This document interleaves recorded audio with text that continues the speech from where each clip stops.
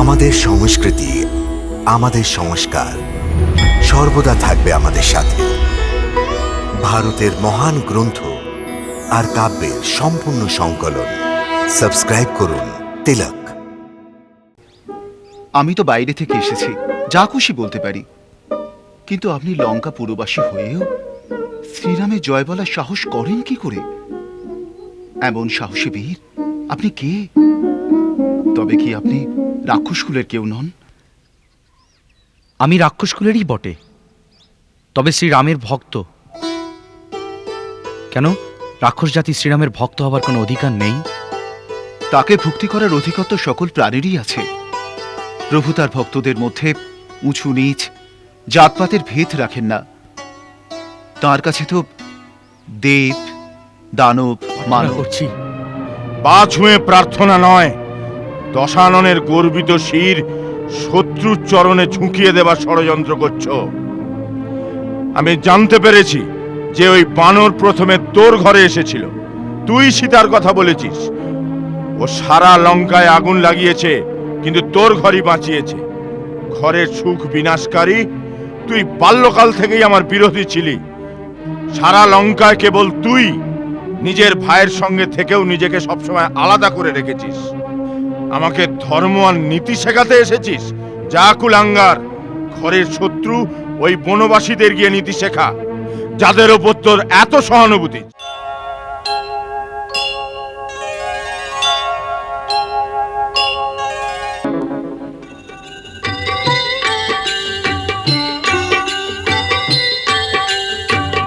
অতি লঘু রূপ ধরেন হনুমান, বসে নগরে শরণে ভগবান।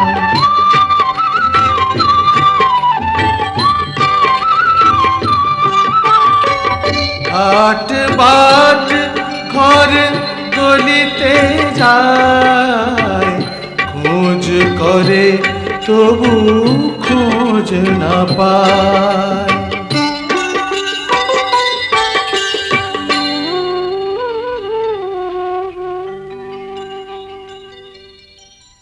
কপট ছল দুরাত্মা লঙ্কেশের এই ভুল, কাম ক্রোধ লোভ দম্ভ মদ ধরে রাবণের রূপ। যে মা সীতাকে হরে, হরি যে তাহার প্রাণ। যদি না পারে এই সম্মানে, যোগ্য নয় হনুমান।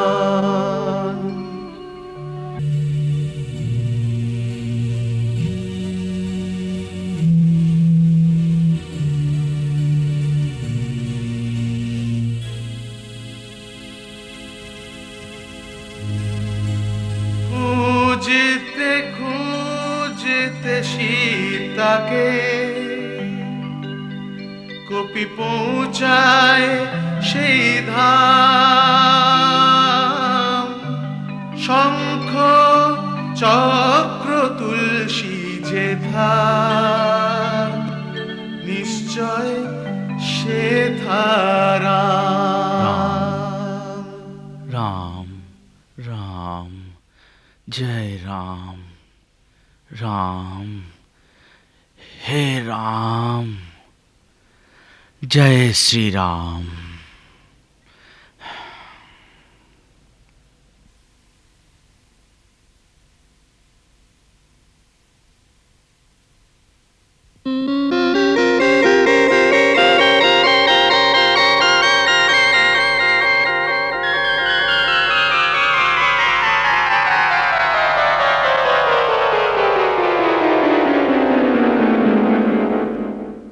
श्री राम, जय राम, জয় জয় রাম।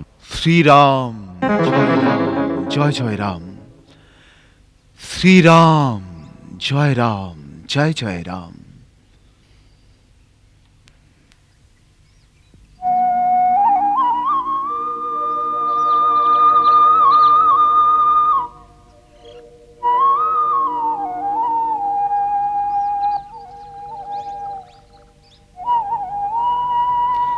জয় রাম প্রভুর।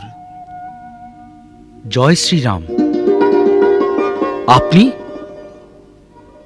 হে দেব, আপনি কে? লঙ্কাতে শ্রীরামের জয় বলার মতো সাহস রাখেন আপনি কে? আর এই পুরীতেই বা এলেন কি করে? আকাশ পথ দিয়ে যাচ্ছিলাম। এই প্রাঙ্গণে তুলসী মঞ্চ দেখে প্রাচীরে শঙ্খ ও চক্রের চিহ্ন দেখে বুঝলাম যে এটা কোনো নারায়ণ ভক্তের ঘর। সেই কৌতূহল বশে আপনার দর্শনের জন্য চলে এলাম। এবার আসছে শ্রীরামের জয় বলার প্রশ্ন। সৌভাগ্যবান, এই প্রশ্ন আমি আপনাকে করতে চাই। আমি তো বাইরে থেকে এসেছি, যা খুশি বলতে পারি, কিন্তু আপনি লঙ্কা পুরবাসী হয়েও শ্রীরামের জয় বলার সাহস করেন কি করে? এমন সাহসী বীর আপনি কে? তবে কি আপনি রাক্ষসকুলের কেউ নন? আমি রাক্ষসকুলেরই বটে, তবে শ্রীরামের ভক্ত। কেন, রাক্ষস জাতি শ্রীরামের ভক্ত হবার কোনো অধিকার নেই? তাকে ভক্তি করার অধিকার তো সকল প্রাণীরই আছে। প্রভু তার ভক্তদের মধ্যে উঁচু নীচ জাতপাতের ভেদ রাখেন না। তার কাছে তো দেব, দানব, মানব, এমনকি পশু পক্ষীর মধ্যেও কোনো ভেদ নেই। ওনার ভক্তি সকলেই পেতে পারেন। আমার তো শুধু এইটুকুই কৌতূহল যে রাক্ষস জাতির মধ্যে এমন কোন বীর আছেন যিনি শ্রী রামচন্দ্রের ভক্ত, আবার লঙ্কাতেও থাকার সাহস রাখেন? এই জন্যেই আপনার পরিচয় জানতে চাই। আমি মহর্ষি বিশ্বভার পুত্র এবং মহারাজ রাবণের ছোট ভাই বিভীষণ। আর যেখানে লঙ্কায় থাকার প্রশ্ন তুললেন, হে মহাত্মা, আমি সেইভাবেই এখানে আছি, যেভাবে দুই দাঁতের মাঝে জীব থাকে। কিন্তু এই দুঃখজনক অবস্থার মধ্যেও একটাই আশা, একদিন আমি শ্রীরামের দর্শন অবশ্যই পাব, আর তিনি আমাকে উদ্ধার করবেন। বড় বিস্ময়ের কথা, আপনি এখনো প্রভু শ্রীরামকে দেখেননি, অথচ তাকে ভক্তি করেন। এ কেমন রহস্য? ব্রাহ্মণ দেবতা, আমরা তিন ভাই মিলে একসঙ্গে কঠোর তপস্যা করে ব্রহ্মাকে প্রসন্ন করেছিলাম। যখন ব্রহ্মা বরদান করতে চাইলেন, তখন দাদারা শক্তি চেয়ে নিলেন, আর আমি শ্রী নারায়ণের পায়ে অনন্ত ভক্তি আর তাকে দর্শন করার বর চাইলাম। তখন ব্রহ্মা বললেন, যেদিন শ্রী নারায়ণ রামরূপে অবতার হয়ে লঙ্কায় আসবেন, তখন তুমি তার দর্শন পাবে। সেই থেকে আমি তার প্রতীক্ষায় রাম নাম জপ করছি। ধন্য আপনাকে, আর ধন্য আপনার ভক্তিকে। এখন আপনি আপনার পরিচয় দিন। আপনি কে? আগেই আপনি বলেছেন আপনি বাইরে থেকে এসেছেন। আপনি কোনো হরিভক্ত, কোনো দেবতা, অথবা স্বয়ং শ্রীরাম, যিনি আমাকে দিব্য দর্শন দেওয়ার জন্য এখানে এসেছেন? রাম রাম রাম, আপনি আমাকে এ কি বলছেন মহাত্মা? আমি তো এক অধমের অধম ব্যক্তি, এমন এক কুলে জন্ম যে সকালে নাম নিলেও দিন অশুভ যায়। আমার এটা ছদ্মবেশ, আমার আসল রূপ বানরের। আমার নাম হনুমান। প্রভু শ্রীরামের উদারতা দেখুন, আমার মতো কাণ্ডজ্ঞানহীন ব্যক্তিকেও নিজের সেবক করে নিয়েছেন, আর সেবকের প্রতি তার বিশেষ ভালোবাসা আছে। তাই এ বিভীষণ, প্রভু শ্রীরামের অনুগ্রহের প্রতি সর্বদা বিশ্বাস রাখতে হবে, তবেই জীব আপন কর্তব্যের পথে এগিয়ে চলবে। হে হনুমান, আপনার এই গুরু উপদেশে আমার ভক্তি স্থির আর চিত্ত শান্ত হয়ে গেল। এখন আমার বিশ্বাস হচ্ছে যে আমি অনাথ জেনে একদিন প্রভু নিশ্চয়ই আমাকে কৃপা করবেন। এই উপকারের জন্যে আমি আপনাকে শত শত প্রণাম জানাই। উঠুন রাজা। সেবকের পায়ে মাথা নোয়ায় না, দুজনকেই প্রভুর কাজে নিযুক্ত থাকতে হয়। এবার আমার আসার কারণটা শুনুন। রাবণ সীতামাতাকে কৌশলে হরণ করেছেন। শ্রীরামচন্দ্রের আদেশে আমি তার খোঁজ করতে এসেছি। রাবণের মহলের চারদিক খুঁজে বেরিয়েছি, কিন্তু মায়ের কোনো খোঁজ পাইনি। যদি আপনি তার কোনো সন্ধান জানেন তো আমাকে দয়া করে বলুন। কপিবর, এ আপনি কেমন করে ভাবলেন যে মা সীতা রাবণের রাজমহলে আরামে শুয়ে আছেন? ওই দেবী তো অশোক বনে নিজের প্রতিব্রতা ধর্ম রক্ষা করতে এক বৃক্ষের নিচে তপস্বিনীর মতো বসে আছেন। চারিদিকে সব ভয়ানক রাক্ষসীরা তাকে ঘিরে আছে। অশোক বনের বাইরে বড় বড় মহাবলী রাক্ষসেরা সব পাহারা দিচ্ছে। তাই ভেতরে যাবার আগে আপনাকে তাদের সঙ্গে যুদ্ধ করতে হবে। তার জন্য ভীষণ শক্তির দরকার। আর আপনি তো একা। আমি একাই ওদের পক্ষে যথেষ্ট, কিন্তু আমার বিচারে এটা উচিত হবে না। আমি মায়ের সঙ্গে দেখা করার আগে কোনো রকম লড়াই ঝগড়া করতে চাই না, কারণ এটা জেনে গেলে রামের কোনো দূত সীতা মায়ের সঙ্গে দেখা করতে এসেছে, ওরা তাকে অন্য কোথাও লুকিয়ে ফেলবে। তবে নিরাশ হবেন না, আমি আমার দেহ খুব ছোট করে নেব, আর রাতের অন্ধকারে চুপচাপ মায়ের কাছাকাছি পৌঁছে যাব। একবার তার কাছে প্রভুর বার্তা পৌঁছে দিয়ে তাকে সান্ত্বনা জানাবো। তারপর আমার দ্বিতীয় রূপে রাবণের যোদ্ধাদের শক্তির পরিচয় পাবার চেষ্টা করব। আচ্ছা, এবার আমাকে আজ্ঞা দিন। সূর্যদেবের উদয় হবার সময় হয়েছে। এখন সারাদিন কোথাও লুকিয়ে কাটাবো, আর রাত্রির অন্ধকারে অশোকবনে পৌঁছে যাব। যান ভক্তরাজ, শ্রীরাম আপনাকে রক্ষা করবেন। জয় শ্রীরাম। জয় শ্রীরাম। মহারাজ, আমাদের এটা ভোলা উচিত নয় যে শত্রুর এক দূত হনুমান সমুদ্র লাফিয়ে লঙ্কা পর্যন্ত পৌঁছে গেছিল। অর্থাৎ লঙ্কানগরী এখন আর দুর্গম নেই। ওই একলা বানরই সারা লঙ্কায় আগুন লাগিয়ে দিয়েছিল। আমাদের বড় বড় শূরবীর মহাবলী নগরের রক্ষক হতচকিত হয়ে গেল।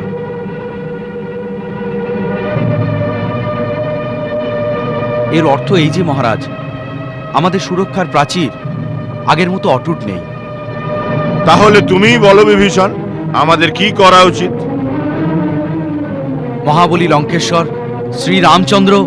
বিভীষণ, শত্রুকে স্ত্রী বলে সম্বোধন করো না। ক্ষমা করুন লঙ্কেশ্বর, আমার মত এই যে রামের সাথে শত্রুতা আমরা নিজেরাই করেছি। কোনো সময় প্রথমে উনি প্রহার করেননি। সবার প্রথমে বোন শূর্পণখাই ওখানে গিয়ে ওদের জ্বালাতন করেছিল। খরদূষণ বিনা বিচারে আপন অহংকারে মত্ত হয়ে ওনার সাথে শত্রুর মতো ব্যবহার করেছেন। উপরন্তু সবচেয়ে বড় অনীতিপূর্ণ কাজ করেছেন আপনি। ওনার পত্নীর হরণ করে, ওনার মানমর্যাদার উপর আঘাত করে। ভীষণ,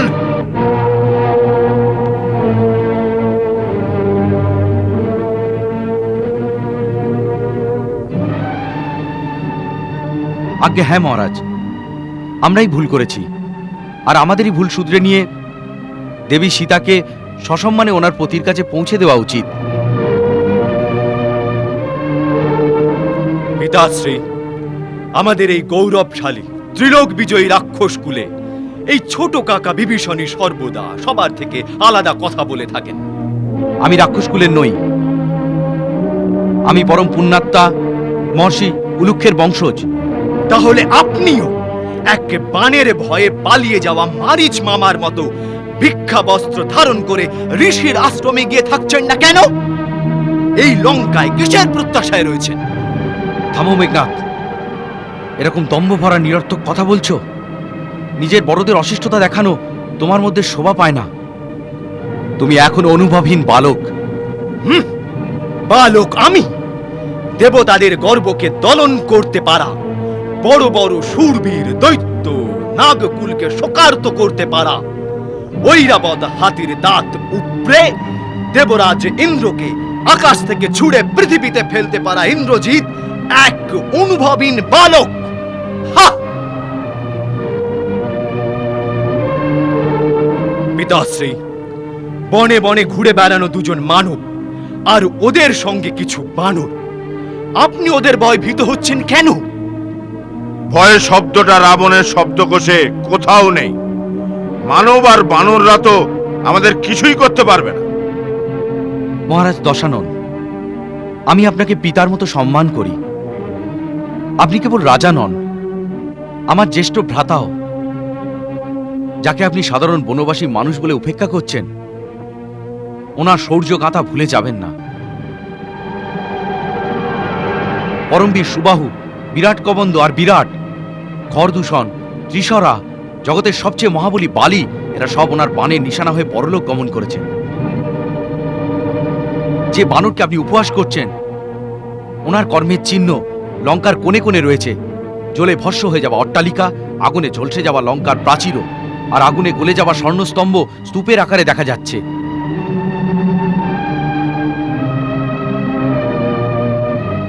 হে তাতো, আমি আমার বিশ্রবা বংশের মঙ্গলের জন্যই কথা বলছি। ভালোর জন্য বলছো নাকি কাপুরুষতার পরিচয় দিচ্ছ? আমি ধর্ম তথা নীতির পথ প্রশস্ত করছি বৎস ইন্দ্রজিৎ।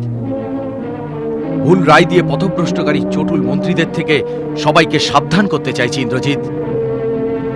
সচিব ওঠে দে গুরু ত্রিন জো, প্রিয় বল্লহি ভয় আশ, রাজ ধর্ম দন দীন করো, হোয়ে বেগই নাশ।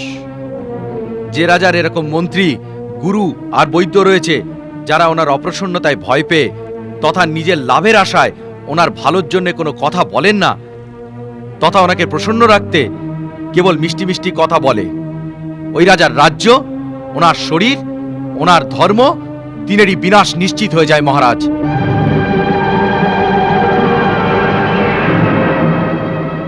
মহারাজ লঙ্কেশ, আমার পূজনীয় ভ্রাতা, কখনো কখনো কাম আর ক্রোধের উত্তেজনার বশে কুমতি মানুষকে বিপদের দিকে টেনে নিয়ে যায়, কিন্তু আপন ভুল ভাঙার সাথে সাথে তা শুধরে নেওয়াই বুদ্ধিমানের কাজ।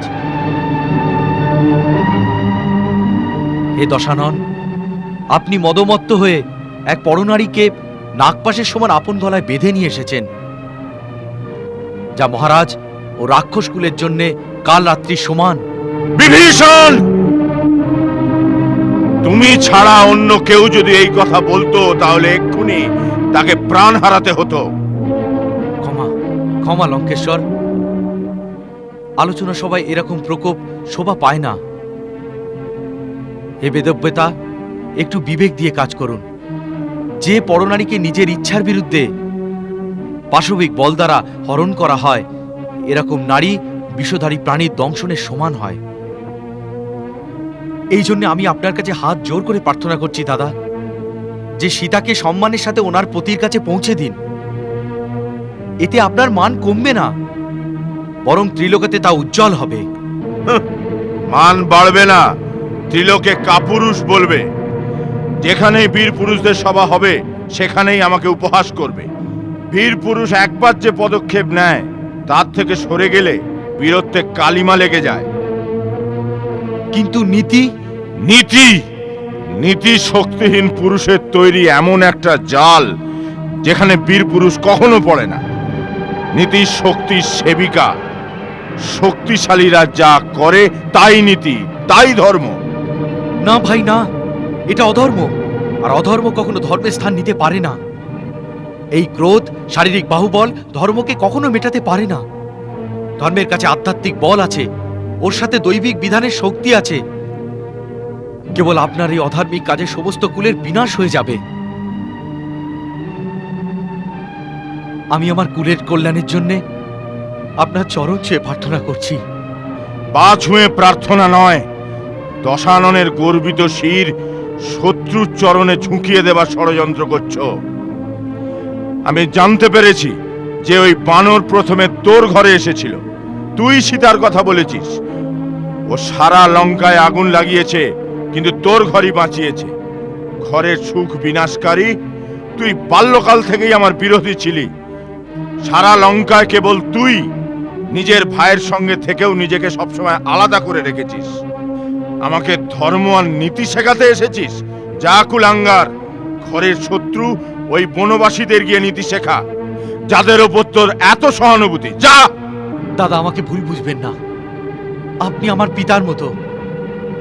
আমি নিঃস্বার্থ আর নিষ্ঠার সঙ্গে আপনার ভালোই চেয়েছি, সর্বদা আপনার মঙ্গল কামনা করে এসেছি। এই জন্য আমি আবার আপনার চরণ ছুঁয়ে প্রার্থনা করছি যে শ্রীরাম ত্রিলোকের স্বামী, ওনার সাথে শত্রুতা করবেন না মহারাজ। যা, কুলের কলঙ্ক, যা, আমার চোখের সামনে থেকে দূর হয়ে যা। যা, লঙ্কায় তোর কোনো স্থান নেই। যা।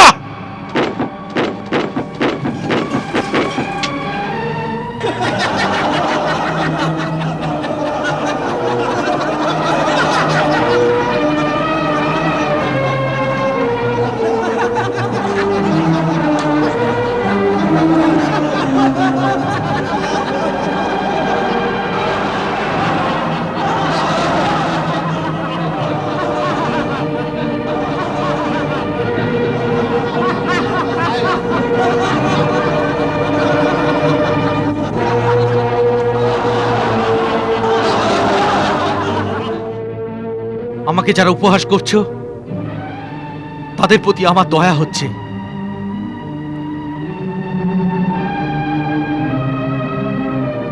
আমি তোমাদের সবার মাথার উপর উদিত হওয়া কালকে দেখতে পাচ্ছি।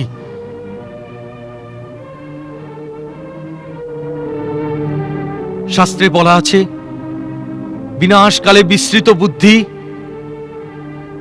আপন বিনাশের দিকে যাওয়া প্রাণীকেও যদি ভগবান কল্যাণের কথা শোনাতে আসেন, তখন আপন অহংকারে মদমত্র ওই প্রাণীও ভগবানকেও পাগল ভাবতে থাকেন। আর আপন দুর্বুদ্ধিকেই সর্বশ্রেষ্ঠ মনে করে আপনাদের মতো হাসতে হাসতে আপন বিনাশের গর্বে ডুবে যেতে থাকে।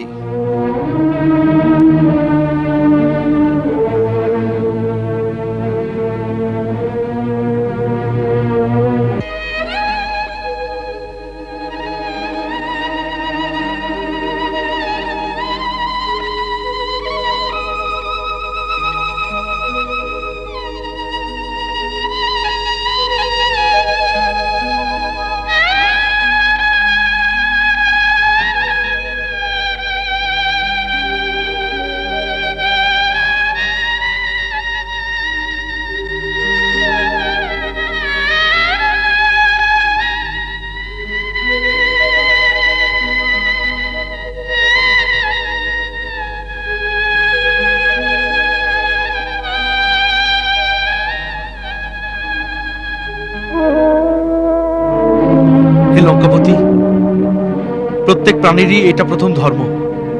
যতদিন জীবিত থাকবে আত্মসম্মান নিয়ে থাকবে, কারণ আত্মসম্মান ছাড়া জীবিত থাকাকে বেঁচে থাকা বলে না। এর থেকে তো মরে যাওয়াই উত্তম। দ্বিতীয়ত, নীতি অনুসারে ভরার সবাই কোনো সম্মানিত ব্যক্তিকে অপমান করা তাকে মৃত্যুদণ্ড দেবার সমান। অর্থাৎ আজ থেকে সব প্রকারই আপনার জন্য আমি মৃত। আপনার আর আমার কোনো সম্বন্ধই অবশিষ্ট রইল না। এখন আপনার আজ্ঞা অনুসারে আমি আজই লঙ্কা ছেড়ে চলে যাব অন্য কোথাও। যাওয়ার সময় ভগবানের কাছে একটাই প্রার্থনা করছি, ভগবান যেন আপনাকে সুবুদ্ধি দেন।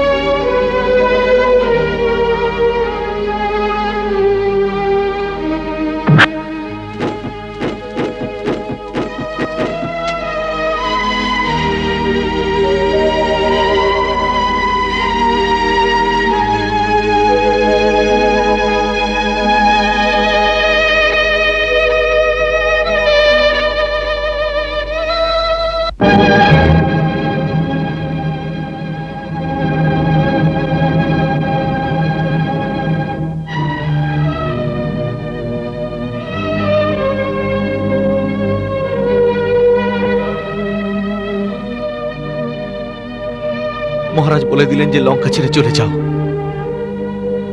আমিও বললাম যে লঙ্কা ছেড়ে দেব। বলা সহজ, কিন্তু আপন জন্মভূমিকে ত্যাগ করা কঠিন মনে হচ্ছে। আমার বারবার আপন প্রজা আর রাক্ষস জাতির কথা মনে পড়ছে। কেবল এক পাপীর পাপ আর অহংকারের কারণে সমস্ত নির্দোষ প্রজা মারা যাবে। বীর রাক্ষস জাতির নাম মুছে যাবে। আপন প্রজার প্রতি দায়বদ্ধতা বারবার মনে পড়ছে। এই সমস্যার কোনো সমাধান দেখতে পাচ্ছি না।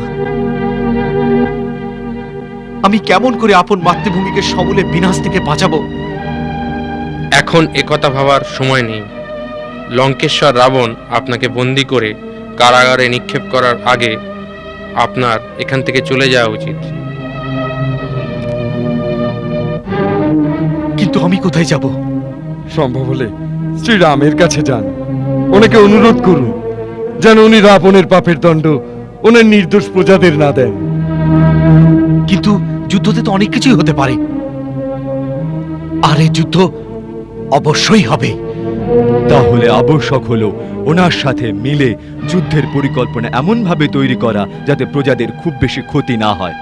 এই জন্য আপনাকে শ্রীরামচন্দ্রের সাথে মিলিত হয়ে ওনার বিশ্বস্ত পাত্র হয়ে যুদ্ধের ব্যাপারে সম্মিলিত হতে হবে।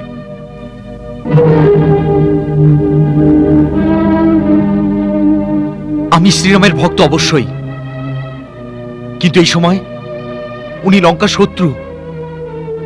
এখন আমার ধর্ম ওনার সঙ্গ দেবার আজ্ঞা দিচ্ছে কি?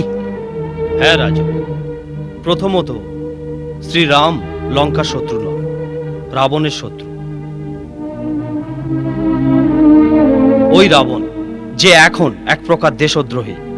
কেননা এই সময় ও নিজে কামনার আগুনে পুড়ে কারো উপদেশ না মেনে ধর্ম, নীতি ও মর্যাদাকে আপন অহংকারে পদদলিত করে সারা রাজ্যকে যুদ্ধের মুখে ঠেলে দিচ্ছে। এই কারণে এই দেশকে বাঁচানোর জন্য রাবণের বিনাশ আবশ্যক। এর দুটোই পথ আছে। প্রথম, আপনার সঙ্গে এমন শক্তিধর সেনা থাকে যাতে ওকে সিংহাসনচ্যুত করে আপনি রামের সঙ্গে সন্ধি করুন, কিন্তু এ সম্ভব নয়। এই জন্য দ্বিতীয় পথ হলো আপনি স্বয়ং শ্রীরামের কাছে গিয়ে যুদ্ধের পরিকল্পনা এমনভাবে করুন যার একটাই লক্ষ্য ওই আততায়ী রাবণের মৃত্যু। এই সময় এটাই আপনার ধর্ম।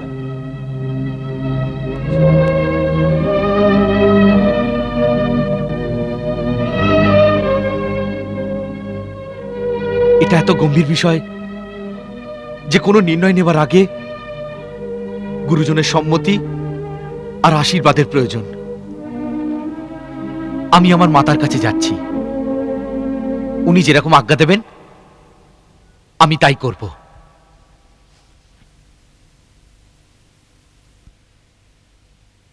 রাজমাতা কৈকেশীকে বলো আমি ওনার দর্শনের আজ্ঞা চাইছি। যথা আজ্ঞা।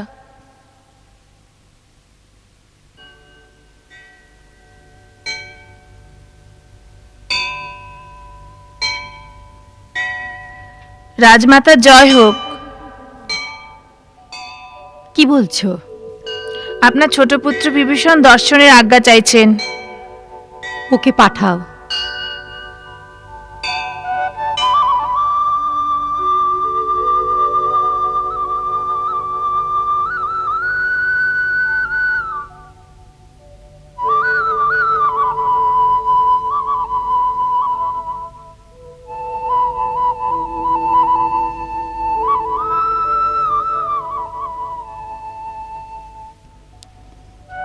দীর্ঘজীবী হও পুত্র।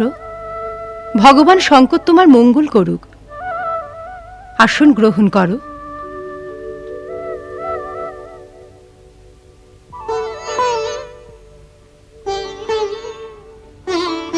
মা, আমি এক গভীর সমস্যার সমাধানের জন্য এসেছি।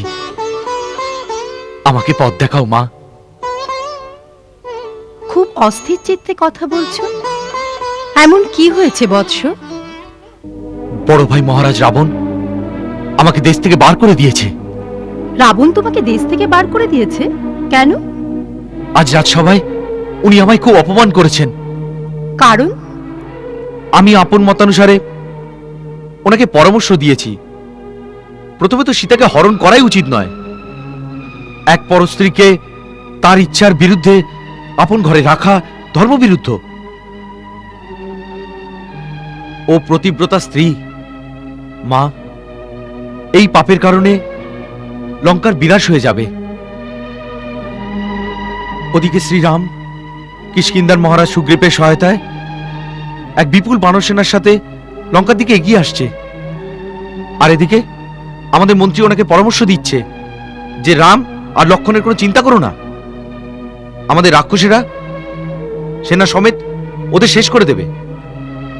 কিন্তু আমি ওনাদের বলেছি যে যার দূত হনুমান একাই সারা লঙ্কাকে জ্বালিয়ে খাক করে দিয়েছে, ওনার শক্তিকে কম ভাবা উচিত নয়। পরস্ত্রীর জন্যে কোনো শক্তিশালী শত্রুর সাথে লড়াই করা উচিত নয়। আমাদের দেবী সীতাকে সম্মানের সাথে ওনার পতির কাছে পৌঁছে দেওয়া উচিত। উনি এই মতে সম্মত নয়।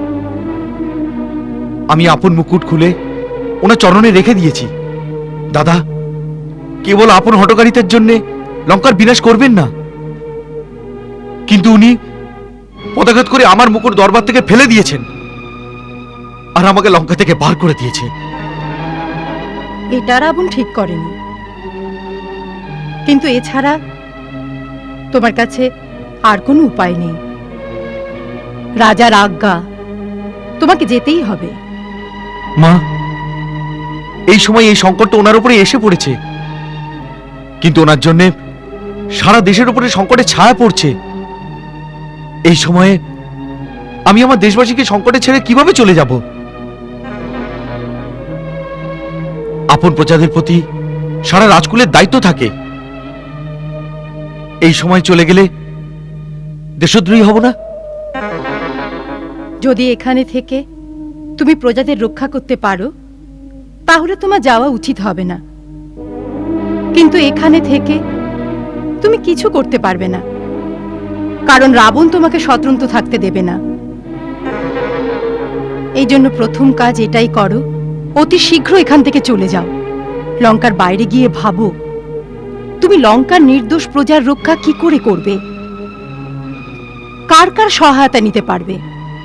আমার মন্ত্রী আর মিত্রদের মত যে আমার স্বয়ং শ্রীরামের কাছে যাওয়া উচিত, আর ওনাকে বলা উচিত যে ওনার শত্রুতা রাবণের সাথে।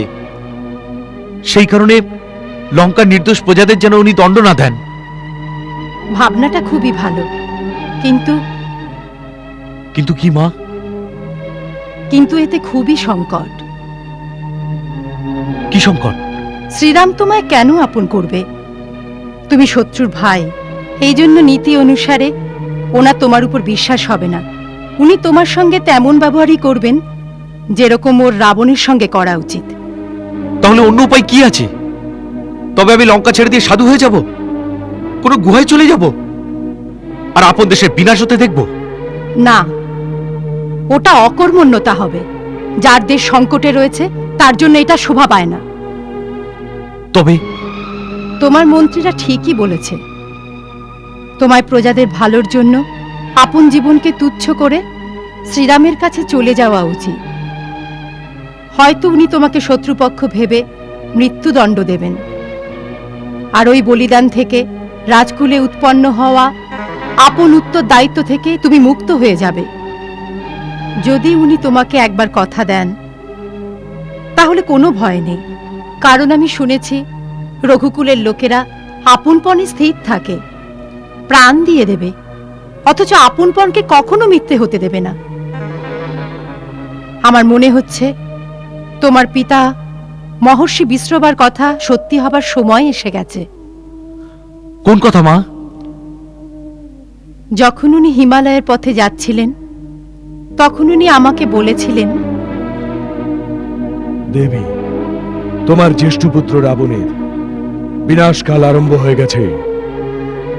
দেবতাদের প্রার্থনা শুনে বিষ্ণু রঘুকুলে এসে জন্ম নিয়েছেন। এবার সময় এলে তার দ্বারা রাবণের সাথে রাক্ষসদের সংহার হয়ে যাবে। স্বামী, এক রাবণের জন্য আমাদের সারা কুল আর রাক্ষসদের সমাজ বিনাশপ্রাপ্ত হয়ে যাবে, আর পিতৃতর্পণের জন্য কেউ থাকবে না। কৈকসী, তোমার ছোট পুত্র বিভীষণ আপন জাতির উদ্ধার করবে, তার দ্বারাই রাক্ষসদের রক্ষা হবে, যারা অধর্মের পথ থেকে সরে প্রভুর শরণে যাবে।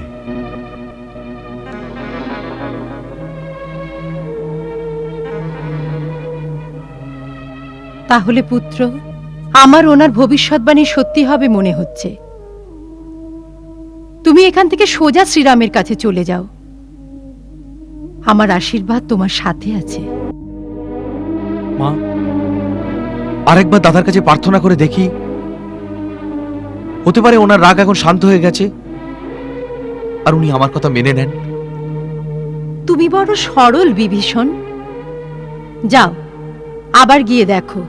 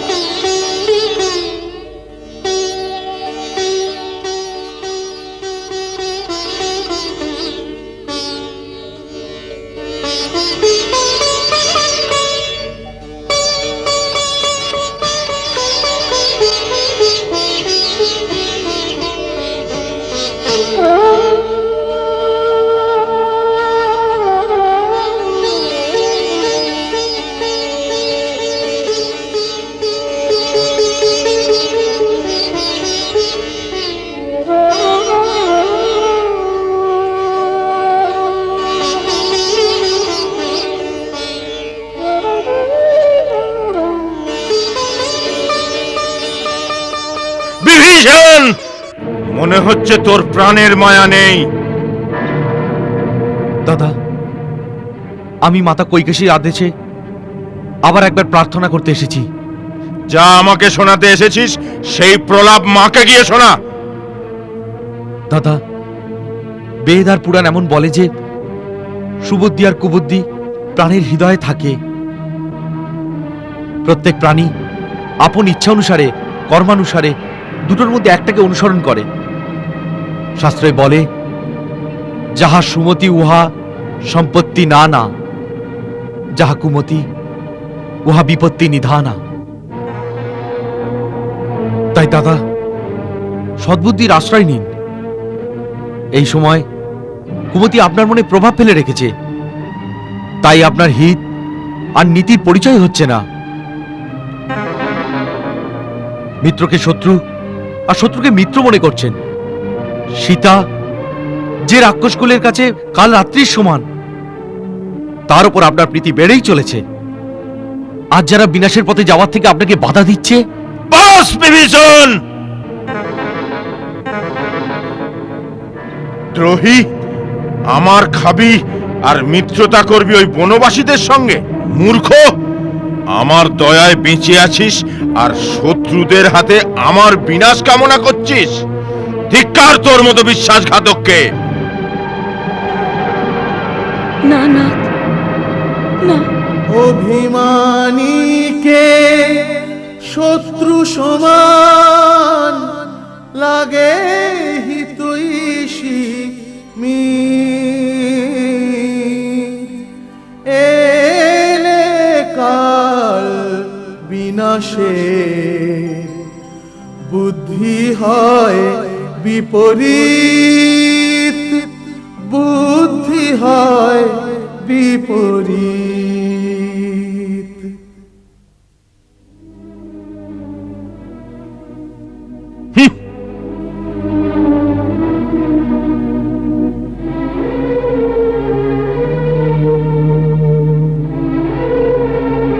মেঘনাথ ঠিকই বলে, এই শট দয়ার পাত্র নয়, কখনো নয়।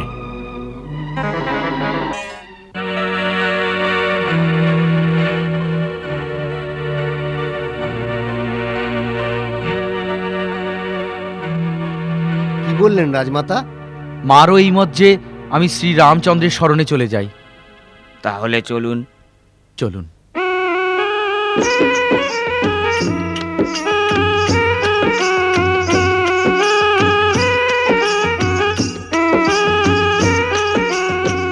চলেছে হরষে রঘুনাথের সাথে, করছে মনোরথে প্রেম প্রকাশে, করছে মনোরথের প্রেম প্রকাশে। যে পদ পল্লব রেণুকণা ভরতের মনে সদা রয়, সেই পদ পঙ্কজ দেখার তরে মোর দুনয়ন আকুলায়, মোর দুনয়ন আকুলায়। এই মতো করে সব প্রেম বিচার, হয়েছে সপ্ত সিন্ধু যে পার। কপিরা বিভীষণকে আসতে দেখে, ভাবে মনেরই পুদুতকে আসছে, ভাবে মনেরই পুদুতকে আসছে। ওই দেখো, শত্রুর কোনো দূত আসছে। যাও গিয়ে মহারাজ সুগ্রীবকে সংবাদ দাও।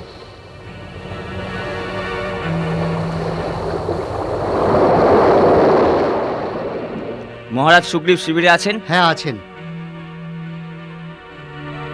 প্রভু শ্রী রামচন্দ্রের আজ্ঞা যে ছাউনির চারিদিকে সব সময় যেন সতর্ক পাহারা থাকে। মহারাজের জয় হোক। বলো। মহারাজ, কিছু লোক আকাশপথ ধরে লঙ্কার দিক থেকে আমাদের দিকে আসছে। লঙ্কার দিক থেকে? হ্যাঁ মহারাজ। তাহলে প্রভু শ্রী রামচন্দ্রের কথাই ঠিক, আমাদের সবসময় সতর্ক থাকাই উচিত। চলো এসো।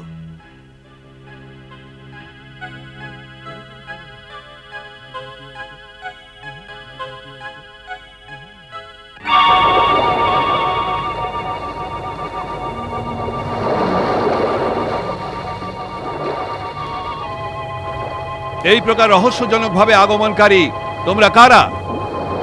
কোথা থেকে এসেছো? কি কারণে এসেছো? সাবধান, সব ঠিক ঠিক বলবে।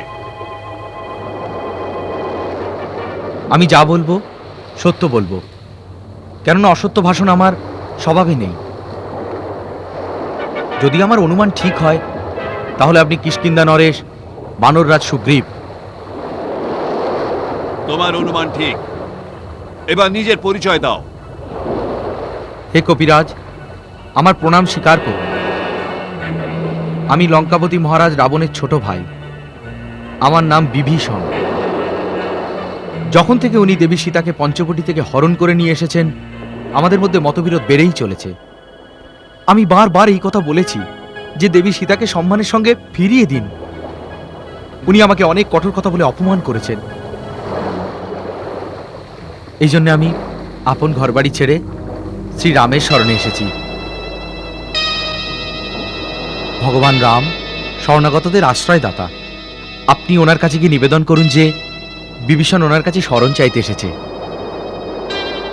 ভালো কথা, আমি শ্রী রামের কাছে আপনাদের সংবাদ পৌঁছে দিচ্ছি, কিন্তু ততক্ষণ আপনারা এইখানেই থাকুন, আমাদের ছাউনির ভেতরে আসার চেষ্টা করবেন না। এই 5 জনের খেয়াল রেখো, আমি না আসা পর্যন্ত এদের নিচে নামতে দিও না। যথা আজ্ঞা মহারাজ।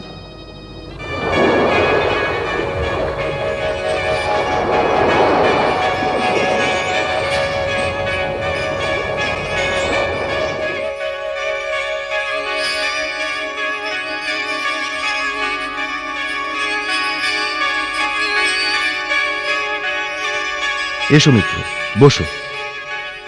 প্রভু, নিজে নিজেকে লঙ্কার রাজা রাবণের ছোট ভাইয়ের পরিচয় দেওয়ার এক অসুর এসেছে। আপনার স্মরণে আসতে চাই এই বলে উনি আপনার দর্শনের আজ্ঞা চাইছেন। কিন্তু উনি শত্রুর ভাই। এই কথাটা গভীরভাবে চিন্তা করা উচিত যে ওনাকে এই শিবিরে আসতে দেওয়া হবে কি হবে না।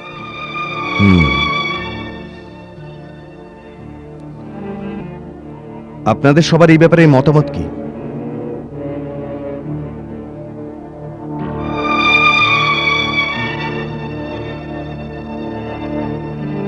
হতে পারে ও রাবণের কোনো গুপ্তচর।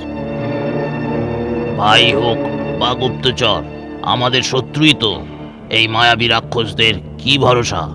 স্মরণের কথা বলে আমাদের দলে ঢুকে ভেতরে ভেতরে আমাদের অনিষ্ট করবে, আমাদের বিশ্বাস জয় করে আমাদের ওপরই প্রহার করবে। ভগবান, আমাদের ওনার কথা না শুনে ওনাকে শীঘ্রই বন্দি বানিয়ে নেওয়া উচিত। বানররাজ, যার হৃদয়ে কপটতা থাকবে সে প্রকার খোলামেলাভাবে সামনে আসবে না। ওনাকে ওনার পরিচয় জিজ্ঞাসা করা উচিত। উনি কে? ওনার নাম কি? বিভীষণ নাম বলছেন উনি ওনার। বিভীষণ? উনি ওনার নাম বিভীষণ বলেছেন? কেন কোনো আশঙ্কা উপস্থিত হয়েছে ওই নাম শুনে? আশঙ্কা? আশঙ্কার মৃত্যু সরে গেছে বিভীষণের নাম শুনে। যদি বাস্তবে উনি বিভীষণই হন। হনুমান, তুমি এমন বলছো যেন বিভীষণ আমাদের স্বজন ও হিতৈষী। এ হতে পারে না, কারণ ও রাবণের ভাই, একজন রাক্ষস, তাই মায়াবী রূপ ধারণ করতে পারে। রাক্ষসদের মধ্যে অন্তর্ধান হবার শক্তিও থাকে। ও সুযোগ পেলে আমাদের অনেক ক্ষতি করতে পারে। রাক্ষস জাতির বলেই উনি দুষ্ট বা দুর্জন হবেন, এটা মেনে নেওয়া অন্যায়। কোনো প্রাণী জাতিগতভাবে ভালো বা খারাপ হয় না, তারা তো আপন কর্মের জন্য ভালো বা খারাপ হয়। রাক্ষসদের মধ্যেও রাজা বলির মতো ধর্মাত্মার দানী প্রহ্লাদের মতো হরিভক্ত ছিল মহাশয়। সেই প্রকার বিভীষণ আপনার পরম ভক্ত প্রভু। তাছাড়া সীতামাতা তো আমাকে এটাও বলেছিলেন যে বিভীষণ আপন পুত্রীর হাত দিয়ে লুকিয়ে চুরিয়ে কখনো কখনো খাবারও পাঠাতেন। হতে পারে সেই সময় ওর পুত্রী সহানুভূতির কারণে এরকম করেছিল, কিন্তু আজ অবস্থা অন্যরকম। লঙ্কায় সবাই জানে যে এই সময় শ্রীরামের সেনা সমুদ্রের ওই পারে পৌঁছে গেছে। এই সময় বিভীষণের আপন ভাইয়ের শত্রুর কাছে আসার উচিত সময় এটা নয়, উচিত স্থানও নয়। যে সংকটে আপন সহোদর ভাইকে ত্যাগ করে তার উপর একটু ভেবেচিন্তে বিশ্বাস করা উচিত দাদা। লক্ষণ, লক্ষণ আর ভরতের মতো ভাই এই সংসারে তো বটেই, ত্রিলোকেও দুর্লভ। অতএব ওই মাপদণ্ডে সবাইকে মাপা কখনোই উচিত নয়। বানররাজ, আপনাদের সবার বিচার আমি একাগ্র চিত্রে শুনেছি। এবার আপনারা সবাই আমার বিচারও শুনুন, তারপর সিদ্ধান্ত নেবেন।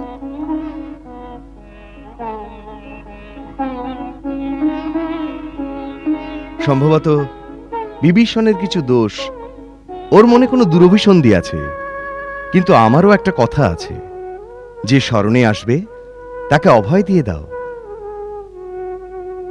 মিত্র হয়ে যে এগিয়ে আসবে, শরণার্থী হয়ে আসবে, তাকে ফিরিয়ে দেওয়া দোষের হবে। দোষীকে আশ্রয় দেওয়া, যদি সে আমাদের ঠকাতেও আসে, সৎপুরুষের সবসময় উচিত ঠকানো নয়, ঠকেই না হয় গেলাম। আপনার সিদ্ধান্ত উত্তম প্রভু, আর ধন্য আপনার আদর্শ। আমরা ওনার স্বজন নই, তবু উনি আপনার স্মরণে এসেছেন। আমি এতে কোনো কপটতা দেখতে পাচ্ছি না। আমি আপনাদের সবার সুবিধার্থে একটা উদাহরণ শোনাচ্ছি, আপনারা সেটা মন দিয়ে শুনুন। পূর্বকালে মহর্ষি কাহ্নর পুত্র মহান সত্যবাদী মহর্ষি কাণ্ডু এক ধর্ম বিষয়ে সিদ্ধান্ত দিয়েছিলেন। আর্দ্র বা যদি বা দ্রষ্ট পরিশাম শরণাগতা আর এই প্রাণানাম পরিত্যজ্য রক্ষিতব্য কৃতাত্মনা। যদি শত্রু শরণেও আসে আর দয়ার কামনা করে, তাহলে তাকেও নিরাশ করা উচিত নয়। শত্রু দুঃখী হোক বা দুরাত্মা, যদিও বিপক্ষের শরণে এসে যায়, তাহলে বীর পরাক্রমী শ্রেষ্ঠ পুরুষেরও উচিত আপন প্রাণের মোহ ত্যাগ করে তাকে রক্ষা করা।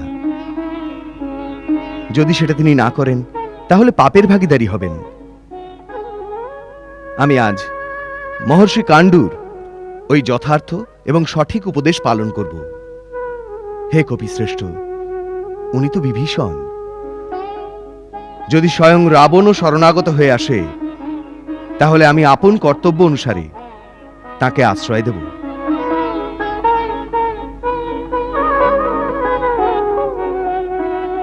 যুবরাজ অঙ্গদ, ওনাকে সাদরে এখানে নিয়ে আসুন।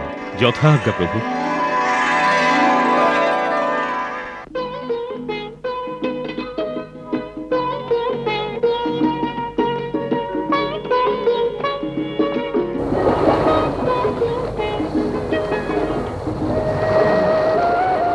হে রাক্ষসকুল মণি বিভীষণ মহাশয়, আমি বালিপুত্র অঙ্গদ আপনাকে প্রণাম করছি।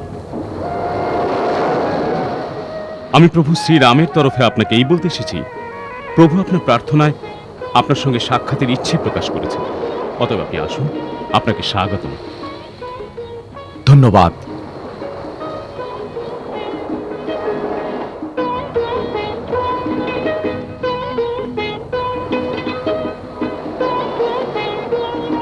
আসুন।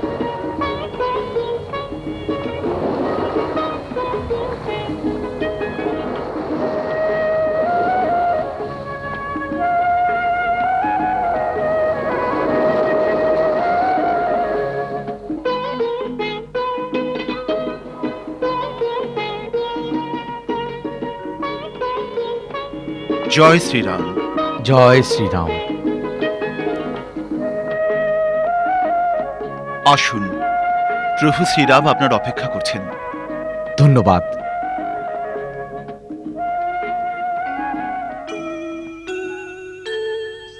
দূর থেকে দেখে দুই ভ্রাতা, নয়নের আনন্দ প্রেম উদ্গাতা। ভক্ত বৎসল রঘুনাথ নিরখী, সম্মোহিত হয় তার যুগল দুটি আঁখি। তার যুগল দুটি আঁখি।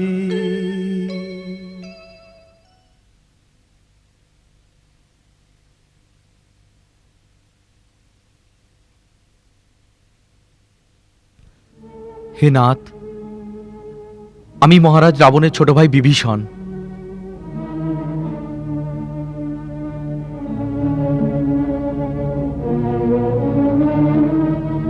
হে দেবতা রক্ষক, আমার মধ্যে সমস্তই দোষ। আমার জন্ম রাক্ষসকুলে হয়েছে। আমার শরীর তমসার মতো। এই কারণে স্বভাবতই আমার পাপের সাথে বন্ধুত্ব হয়েছে। এইসব থাকার জন্যে আমি আপনার দর্শনেরও পাত্র নই। তবু আপনার কথা শুনে আপনার সাথে দেখা করতে এসেছি। প্রভু, আপনি শরণাগত অভয়কারী। যারা আপনার শরণ পেয়েছে তারা জন্ম আর মৃত্যুর ভয় থেকে মুক্তি পেয়ে যায়। প্রভু, আমাকে মহারাজ রাবণ অপমান করে লঙ্কা থেকে বার করে দিয়েছেন।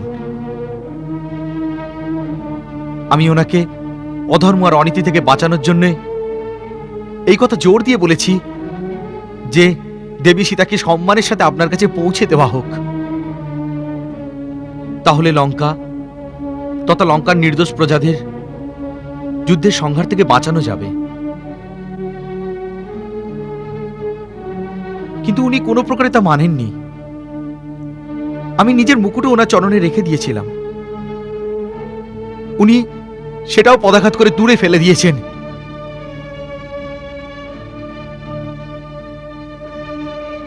এখন আমি অপমানিত তিরস্কৃত হয়ে আপন পরিবার ধন সম্পত্তি সব ছেড়ে আপনার শরণে এসেছি।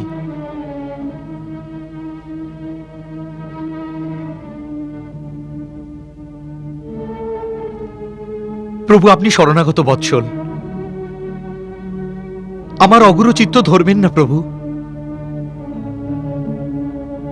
আমায় রক্ষা করুন প্রভু, আমায় রক্ষা করুন।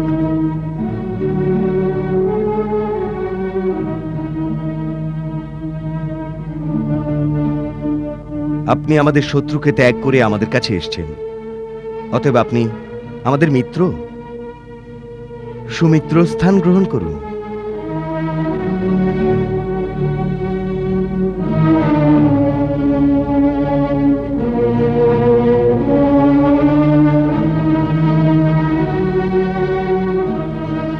স্বামী, আমি তো সেবক হতে এসেছিলাম, আপনি তো আমাকে মিত্র স্থান দিয়ে দিয়েছেন। আমি তো এর পাত্র নই। এটা আপনার বিনম্রতার পরিচয়, আর এটাই আপনার মহানতা লঙ্কেশ। লঙ্কেশ?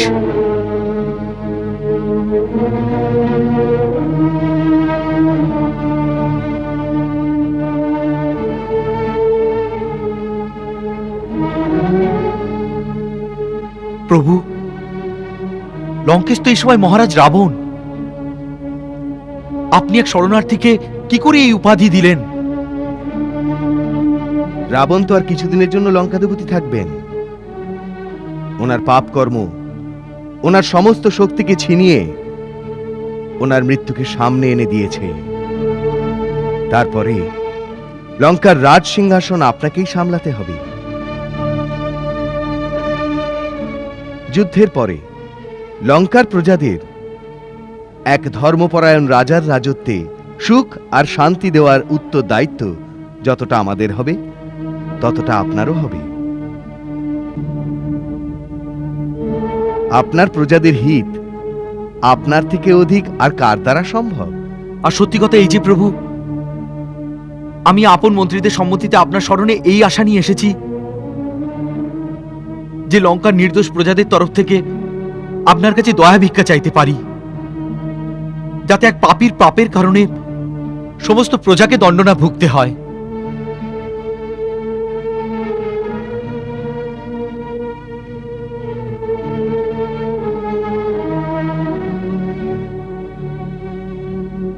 মিত্র, আমি তোমার প্রজাবৎসলতার প্রশংসা করছি। আমি তোমায় কথা দিচ্ছি, আমাদের দলের কোনো সৈনিক লঙ্কার কোনো নির্দোষ নাগরিকের ক্ষতি করবে না, বরং আমার সেনা তোমার প্রজাদের রক্ষা করবে।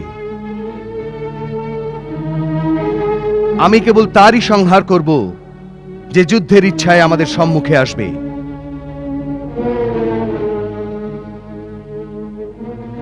আমি লঙ্কা নিবাসীর তরফ থেকে কোটি কোটি ধন্যবাদ দিচ্ছি। আপনি আপনার সেবকদের সাথে অন্য সবাইকেও নির্ভয় করে দিয়েছেন। আপনার থেকে বড় দাতা আর কে আছে প্রভু? প্রভু, এই অনুকম্পা বজায় রাখবেন। মিত্র, তুমি আমার শরণে আশ্রয় চাইতে এসেছো। আমি তোমাকে লঙ্কেশ বলেছি। আমার বাণের মতো আমার বচনও অমোঘ, তা মিথ্যে হতে পারে না।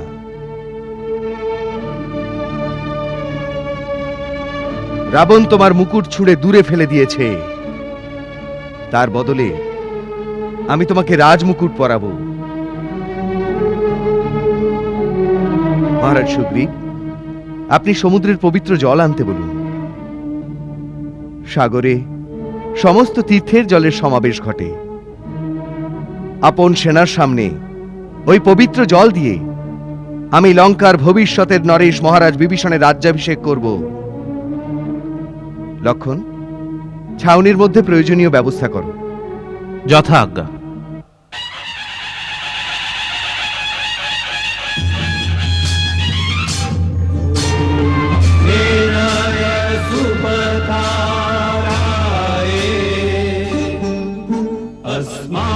विश्वानि देव वयुनानि विद्वान् युद्धस्मज्जुहुराणमेनो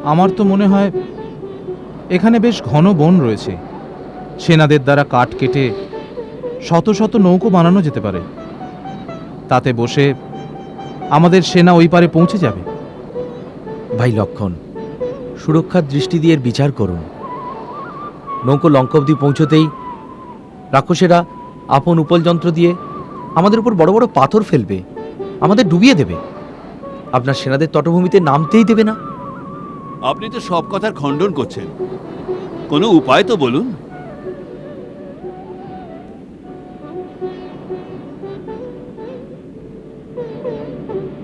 প্রভু, একটা উপায় কিন্তু আমার মাথায় এসেছে। কি? প্রভু, আপনি সমুদ্রদেবের কাছে রাস্তা চান। সমুদ্রের কাছে রাস্তা চাইব?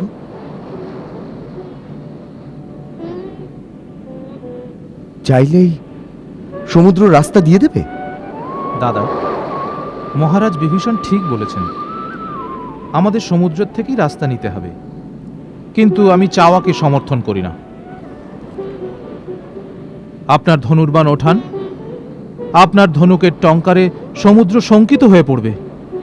অন্যথা ধনুকে অগ্নিবাণের সঞ্চার করুন, তবে উনি স্বয়ং হাত জোড় করে আপনার সামনে এসে দাঁড়াবেন। এতে বড়ই অনাচার হতে পারে ভাই লক্ষণ। অন্যকে সুযোগ না দিয়ে তার বিরুদ্ধে অস্ত্র ওঠানো অহংকারজনিত অত্যাচারের সূচক হয়। সত্যিকারের শক্তিশালীর আপন বিনম্রতা কখনোই ভোলা উচিত নয়।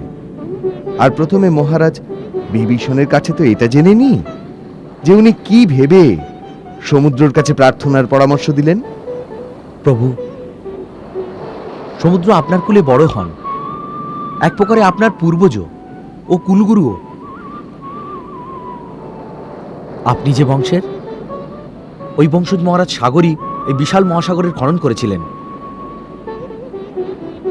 অতএব ওনার সমুদ্রের ওপর অনেক উপকার রয়েছে। ওনার কৃপায় সিন্ধু পৃথিবীর ওপর এত বিস্তৃত স্থান পেয়েছে।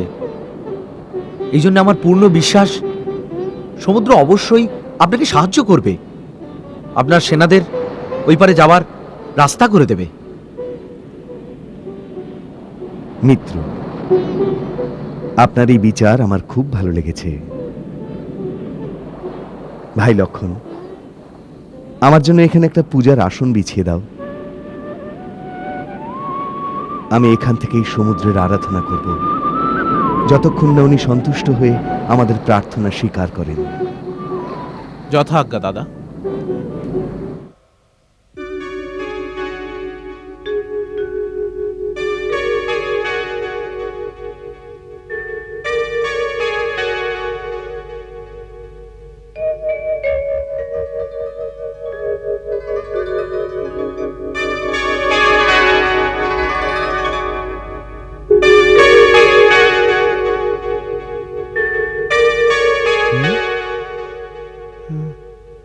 এটা কি? এই আলোক ছটা কিসের? মেঘ ছাড়া বিদ্যুৎ কি করে চমকাচ্ছে, তাও আবার দক্ষিণ দিক থেকে? এটা অবশ্যই কোনো রহস্য আছে। যদি আজ্ঞা দেন তাহলে এই রহস্যের ব্যাখ্যা করি কৃপাসিন্ধু। এই মায়াবী স্থান সম্পর্কে আপনার অধিক আর বেশি কে জানে লঙ্কেশ? বাস্তব কথা এই, যেই ঝলকানি পূর্ণিমারও নয়, আর না এটা কোনো বিদ্যুতের। তাহলে ওটা কি? ত্রিকুট পর্বতের শিখরে লঙ্কেশ্বর রাবণের বিলাস ভবন রয়েছে। তারই খোলা প্রাঙ্গণে রাবণ সঙ্গীত নৃত্যের সভা বসিয়ে আমোদ প্রমোদে মগ্ন রয়েছেন। ওখানে বসে থাকা রানী মন্দোদরী কানের কর্ণফুল প্রতিফলিত হয়ে চন্দ্রমার চমকের মতো ভ্রম উৎপন্ন করছে, তথা মহারাজ দশাননের মুকুট সিংহাসনের ছায়াছত্রের থেকে বিদ্যুতের আভার আভাস দিচ্ছে। আশ্চর্য! শত্রু আপন দলবলের সঙ্গে বিশাল সাগর পেরিয়ে লঙ্কার সীমা পর্যন্ত এসে পৌঁছেছে। যে কোনো সময় লঙ্কার ওপর আক্রমণ হতে পারে। মাথার ওপর যুদ্ধের মেঘ গর্জাচ্ছে, আর লঙ্কার লোকেরা অলস ও নিশ্চিন্ত হয়ে আমোদ প্রমোদে মগ্ন রয়েছে। পরম আশ্চর্য। বীরবল লক্ষণ, এটা যা ওরা করছে তা রাবণের রণনীতির এক চতুর চাল। এটা রণনীতির কি ধরনের কৌশল? এতে তো এটাই প্রমাণ হচ্ছে ওরা আমাদের আসার কোনো খবরই পায়নি।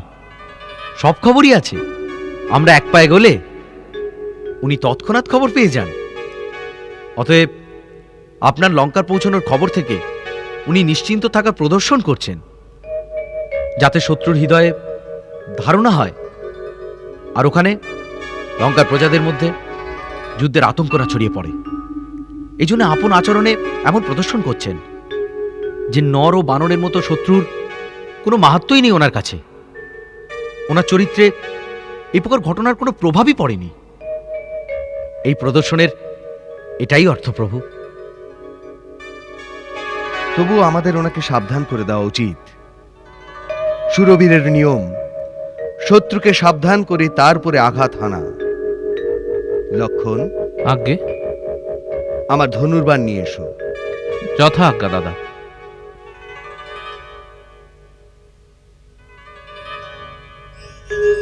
ধনুর্বাণ কি হবে রঘুকুল শিরোমণি? কিচ্ছু না, ওনাকে সাবধান করে দেব। ওনাকে এটুকু বলে দেব, আমি লঙ্কায় এসে পৌঁছেছি।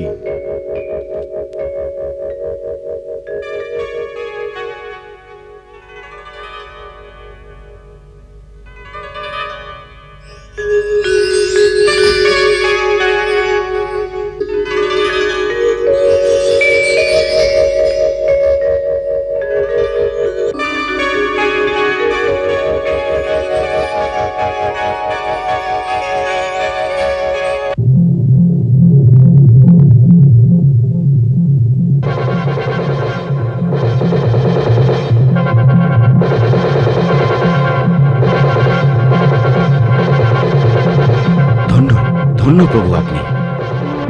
প্রভু, রাবণ লঙ্কার দুর্গবন্দী আরম্ভ করে দিয়েছে। তাই নাকি? আজ্ঞে। আমার চার মন্ত্রী অনল, প্রণস, সম্মতি আর প্রমতি পক্ষী হয়ে শত্রু সেনাদের নিরীক্ষণ করতে লঙ্কায় গিয়েছিল।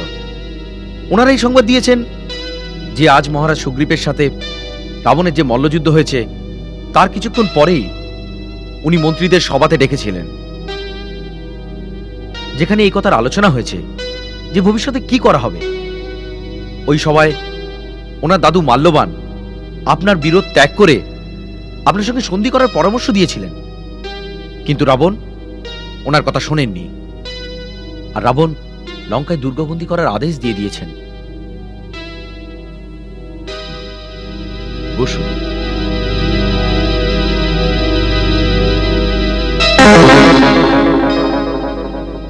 উনি কি ভাবছেন?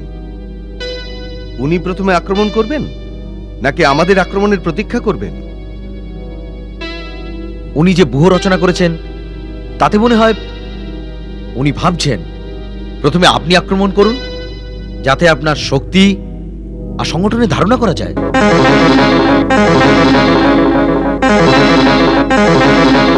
ওনার ব্যূহ রচনা কেমন? লঙ্কার পূর্বদ্বারে উনি সেনাদের সহিত আপন পুত্র প্রহস্তকে রক্ষার জন্য নিয়োগ করেছেন। দক্ষিণ দিকের দ্বার মহাবলী মহাপাশ আর সেনাপতি মহোদরের সংরক্ষণে রয়েছে। আর বিশেষ খবর এই যে উনি আপন মহাবলী পুত্র ইন্দ্রজিৎকে পশ্চিম দ্বারের ভার অর্পণ করেছেন। আর স্বয়ং রাবণ গুপ্তচর প্রধান সুখ আর সারণ ও অন্যান্য রাক্ষসের সাথে উত্তর দ্বারের দায়িত্বে আছেন। এই ব্যূহ রচনা সম্পর্কে আপনার কি মনে হয়? আমার বিচারে রাবণ এটাই ভেবেছে, যখন আমাদের গুপ্তচর আমাদের এটা জানাবে যে দক্ষিণ দ্বারের সংগঠন শক্তিশালী নয়, তখন আপনি নিশ্চয়ই আপনার সেনাধ্যক্ষের সাথে ওই দ্বারের দরজায় গিয়ে আক্রমণ করবেন। ওই আক্রমণ থেকে আপনার যুদ্ধনীতি আর সেনা সঞ্চালনের কায়দার আভাস পাওয়া যাবে। তারপর এটাও হতে পারে যে যদি আপনি সমস্ত শক্তি ওই দ্বারে লাগিয়ে দেন, তাহলে অন্য সংগঠন দুর্বল হয়ে যাবে। ওই অবস্থার সুযোগ নিয়ে ইন্দ্রজিৎ তার পশ্চিম দ্বার খুলে বাইরে বেরোবে, আর দক্ষিণ দ্বারের সংগ্রামরত আপনার সেনাদের পিছন থেকে আক্রমণ করে দেবে। মহাপাশ যদি আপন দ্বার খোলে, তাহলে ওই দুজনের মধ্যে আটকে পড়ে আপনার সেনারা বিধ্বংস হতে পারে। কিন্তু যদি আমাদের আক্রমণ অত্যন্ত তীব্র আর বেগবান হয়, যে প্রথম আঘাতেই ওনাদের দক্ষিণ দ্বার ভেঙে এগিয়ে যেতে পারি, তাহলে কি নগরীর ওপর আমাদের অধিকার হতে পারে? না। কেন? কেননা ঠিক নগরের মধ্যিখানে রাবণের এক প্রমুখ সেনাপতি বিরূপাক্ষ অস্ত্রশস্ত্রে সুসজ্জিত হয়ে এক বিশাল সেনাবাহিনী নিয়ে এরকম সময়ের প্রতীক্ষায় দাঁড়িয়ে রয়েছে। এই অবস্থায় আমাদের সেনা ত্রিমুখী ব্যূহতে আটকে যাবে। এর অর্থ এই যে যতক্ষণ না আমরা সবাই একের থেকে অধিক দ্বার ভেঙে ভেতরে না যেতে পারবো, ততক্ষণ আমাদের এগোনো উচিত নয়। আমার এইরকমই ইচ্ছা প্রভু। মহারাজ বিভীষণ, এই সংবাদের জন্য আমরা আপনার এবং আপনার গুপ্তচর মন্ত্রীদের প্রতি কৃতজ্ঞ। আমার আজ্ঞা, সূর্যোদয়ের সাথে সাথেই বালিপুত্র অঙ্গদ বানর সেনাদের সাথে দক্ষিণ দ্বারে মহাপাশ আর মহোদয়কে দমন করুন। বায়ুপুত্র হনুমান পশ্চিম দ্বার ভেঙে সেনার সাথে প্রবেশ করে ইন্দ্রজিতের মোকাবিলা করুন। লঙ্কার পূর্ব দ্বারে বানর শ্রেষ্ঠ নীল রাবণ পুত্র প্রহস্তের সাথে মোকাবিলা করুন।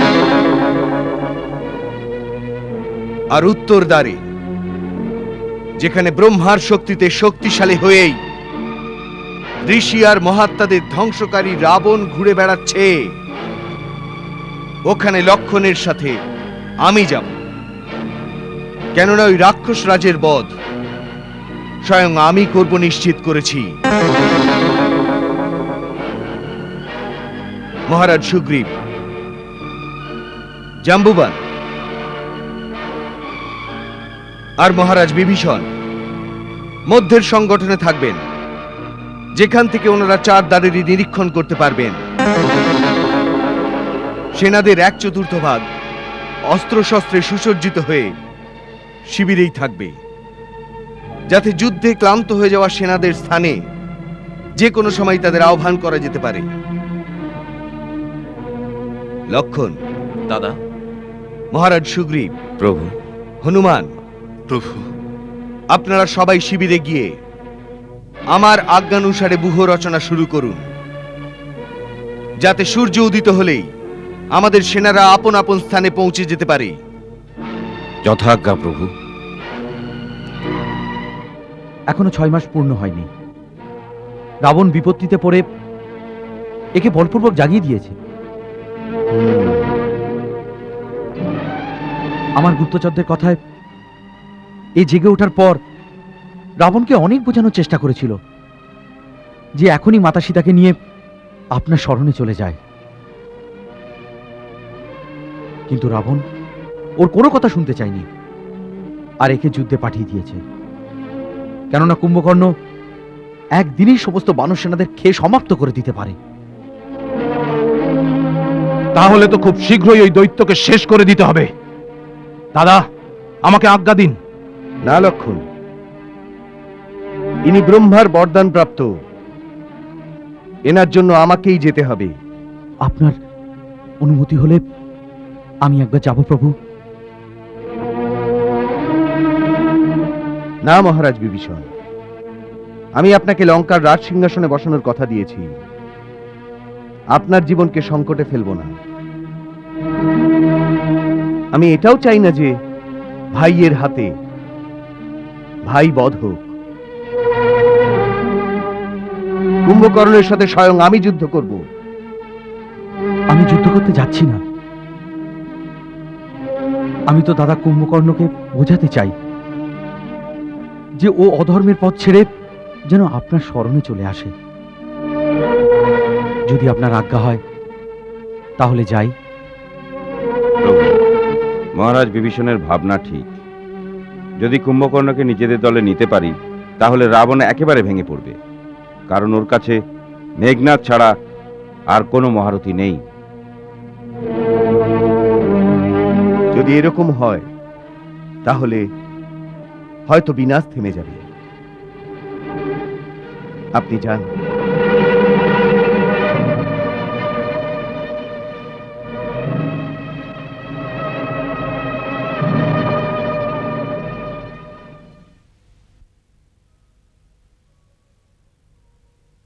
ধর্মজ্ঞ বিভীষণ চান নিজের ভাইকে বোঝাতে, যে কুম্ভকর্ণ মহাজ্ঞানী হয়তো বা মেনেও নেবে। বিভীষণ, বিভীষণ তুমি? হ্যাঁ দাদা, আমি।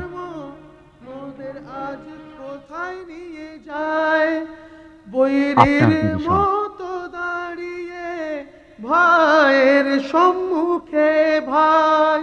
দুর্ভাগ্যকে বদলাবে, কপালের লেখাকে মেটাবে।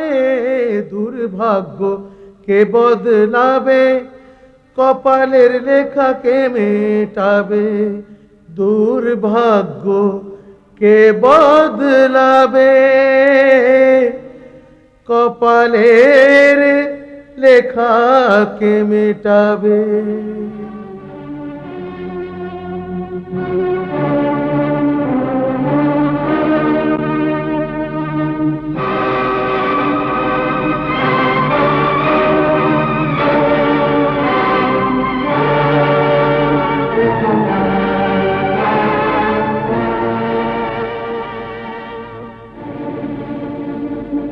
তোকে কি আশীর্বাদ দেব? চিরজীবী হবার বরদান তো তোকে ব্রহ্মা স্বয়ং দিয়ে দিয়েছেন। আমাকে এই বরদিন দাদা, আমি যেন সর্বদা ধর্ম আর নীতির পথে চলি, আমি যেন অধর্মের পথে না যাই। এই বরদানও তুই ব্রহ্মার থেকে পেয়ে গেছিস। এখন মনে হচ্ছে যে তুই এই কথার মধ্য দিয়ে আপন ধর্মবিরুদ্ধ কাজকে লুকোবার চেষ্টা করছিস। আমি ধর্মবিরুদ্ধ কোনো কাজ করিনি। কি ধর্ম, কি অধর্ম, এর ব্যাখ্যা দেশ আর কাল অনুসারে সবার আলাদা আলাদা হয়। না, সত্য একটাই, তা যে কোনো স্থানে যে কোনো কালে একই হয়। সত্যই সাক্ষাৎ ধর্ম, তাই এর ব্যাখ্যাও একই হয়। আপন পাণ্ডিত্য দিয়ে আমাকে ভোলানোর চেষ্টা করো না বিভীষণ। তুমি ভালোভাবেই জানো যে জীবনে অনেকবার এরকম সময় আসে যাকে ধর্ম সংকটের সময় বলে। যখন এটা নির্ণয় করা কঠিন হয়ে পড়ে যে সেই সময় প্রাণীর ধর্ম কি হবে, কি কর্তব্য হবে, এই সময় প্রত্যেক প্রাণী আপন আপন সংস্কারের ওপরই আপন আপন ধর্ম নিশ্চিত করে। যেমন তুমি আপন ভাই, আপন কুল, আপন দেশকে ত্যাগ করাই নিজের ধর্ম ভেবেছ, আর আমি ভাই, কুল, দেশের জন্য নিজের প্রাণ সম্পন্ন করে দেওয়াই নিজের ধর্ম মনে করেছি। আমি আপন ভাইকে ত্যাগ করিনি। আমাকে আমার ভাই পূর্ণ সভা থেকে অপমান করে, আঘাত করে বিতাড়িত করেছে। আমি ওনার এবং ওনার কুলের হিতের কথাই বোঝাচ্ছিলাম, যে অন্যের সম্পদ হরণ করা কখনোই উচিত নয়। এই জন্যে শ্রীরামের সাথে যুদ্ধ ত্যাগ করে দেবী সীতাকে ফিরিয়ে দাও, আর আপন কুল আর প্রজাদের রক্ষা করো। আমি ওনাকে অধর্মের পথ থেকে সরে আসতে বলেছিলাম, কিন্তু কামের বশে ওনার অধর্মই তখন প্রিয় হয়ে উঠেছিল। এতে আমার কি দোষ?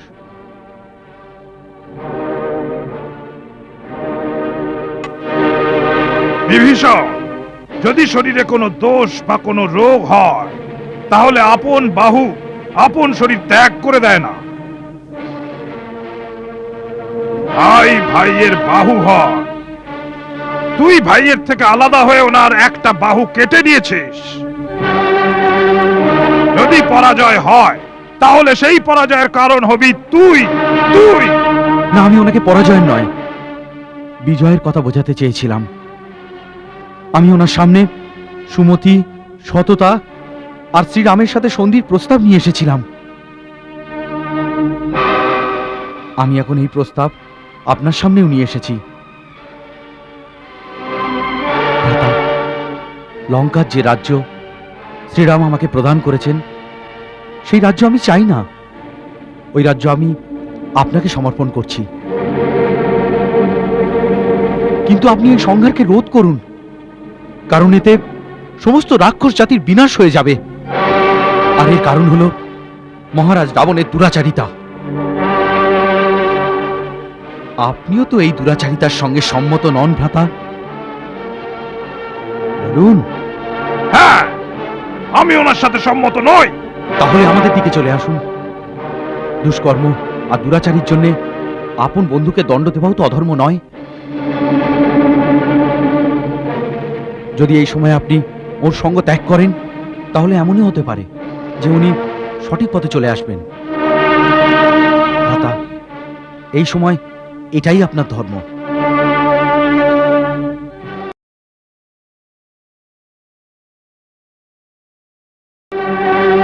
আরে বিভীষণ, যাকে তুই ধর্ম বলছিস, এর থেকে বড় অধর্ম আর কিছু হতে পারে না।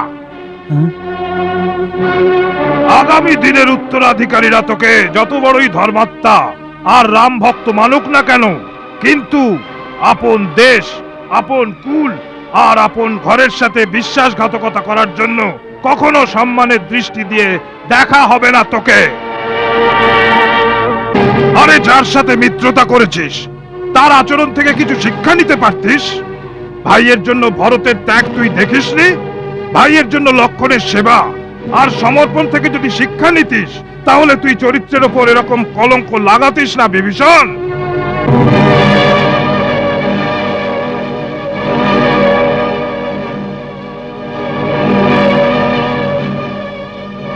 ভরত আর লক্ষণের পদাঙ্ক অনুসরণ করার জন্য শ্রীরামের মতো আদর্শবান আর মর্যাদা পুরুষোত্তম ভাই পাওয়া দরকার। আরে ভালোর সাথে তো সবাই ভালো থাকে, তাহলে ভাই আর ভাইয়ের সম্পর্ক কোথায়? বিভীষণ, এই যুদ্ধতে কি কেবল দাদা একা মারা যাবে? ওনার সাথে মরার জন্য আর কোনো ভাই থাকবে না?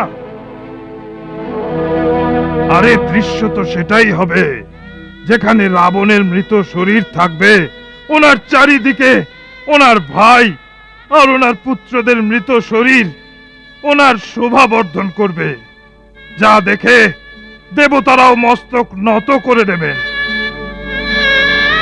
যাও বিভীষণ, আপন স্বামী রামকে সাবধান করে দাও।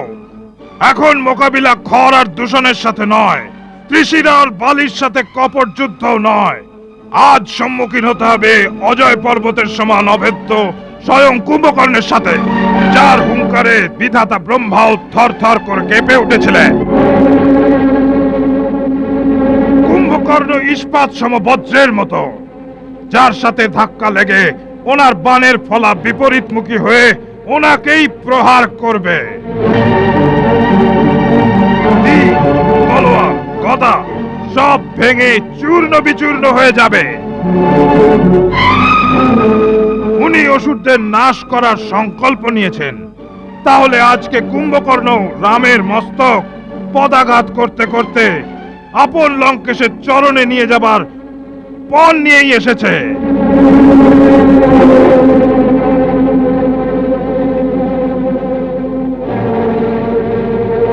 যা যা আমার ভাই, তুই অস্ত্রহীন হয়ে আমার সামনে আর দাঁড়িয়ে থাকিস না। আমি আমার কর্তব্য ভুলে গেছি, আমি এখন আর নিজের মধ্যে নেই। এখন মৃত্যু আমার মাথার উপর তাণ্ডব নৃত্য করছে। মরা আর মারা ছাড়া আর কিছু আমার মনে আসছে না। যা, চলে যা, না হলে তোর স্বামীর পক্ষে থেকে তুই যুদ্ধ কর। আপন রাজা, আপন ভাইয়ের পক্ষে থেকে আমি যুদ্ধ করব। এই সময় এটাই আমাদের ধর্ম, এটাই আমার কর্তব্য, এটাই আমার লক্ষ্য। যা যা আমার ভাই, আমার মিত্র, আমার শত্রু, যা।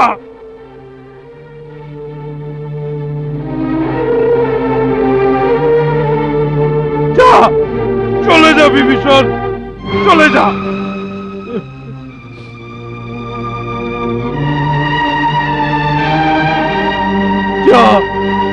যা বিভীষণ, চলে যা।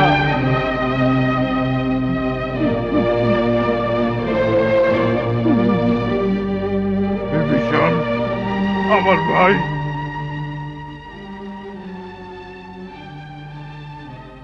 যদি আমাদের সবার মৃত্যু নির্ধারিত থাকে, তাহলে বিশ্রবা বংশের বিনাশের পরে আমাদের সবার ক্রিয়াকর্ম শাস্ত্র মতে করে আপন কর্তব্য পালন করিস, কারণ তুই একলাই বাঁচবি।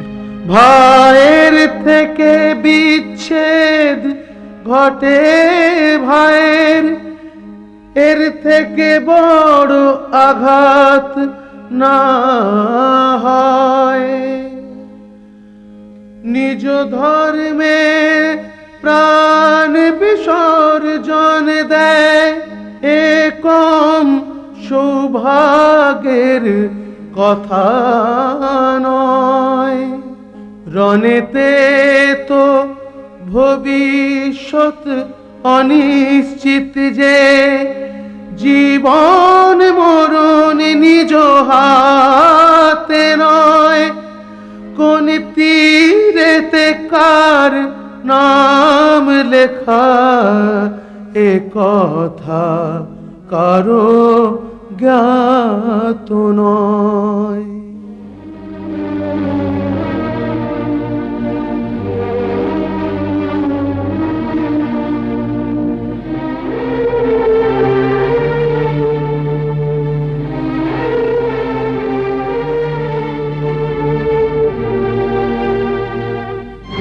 মহারাজ বিভীষণ, কি হলো?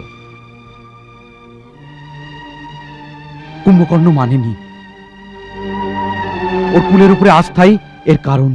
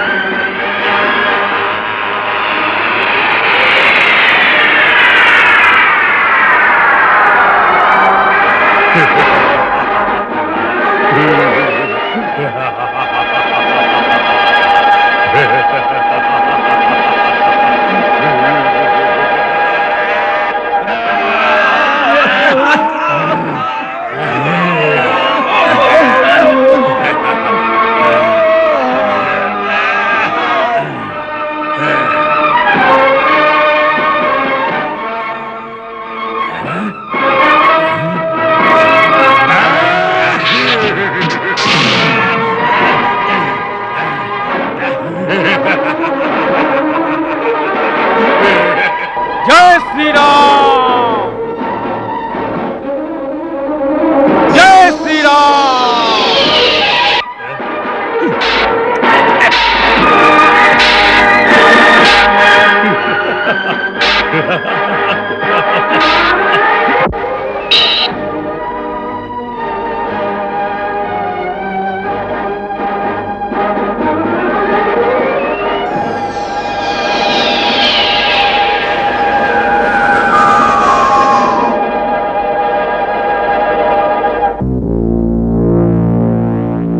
পরম বলশালী মনে হচ্ছে তোমাকে বানর। কে তুমি? রাজা সুগ্রীব, না ওনার পুত্র, নাকি সে যে আমাদের লঙ্কা নগরীতে আগুন লাগিয়ে দিয়েছিল? এই তিনজনের মধ্যে কে তুমি? আমার হাতে মরার আগে নিজের আর নিজের পিতার নাম বলে যাও। আমার পিতার নাম শুনলে এই অহংকারে উত্থিত হওয়া মস্তক লজ্জায় নত হয়ে যাবে। যে মহারাজ বালি তোমার বড় ভাই মহাপরাক্রমশালী রাবণকে অনেকদিন তার লেজে বেঁধে রেখেছিলেন। আমি সেই মহাবলীর পুত্র অঙ্গদ। সেই অঙ্গদ যার আপন পিতার হত্যাকারীদের সেবা কার্য করতে লজ্জা লাগে না? আপন পিতার নাম তুমি খুব উঁচু করেছো। যতদিন বাঁচবে সংসার তোমার নিন্দা করবে। আমি তোমাকে মেরে আজ সেই নিন্দা থেকে মুক্ত করে দেব।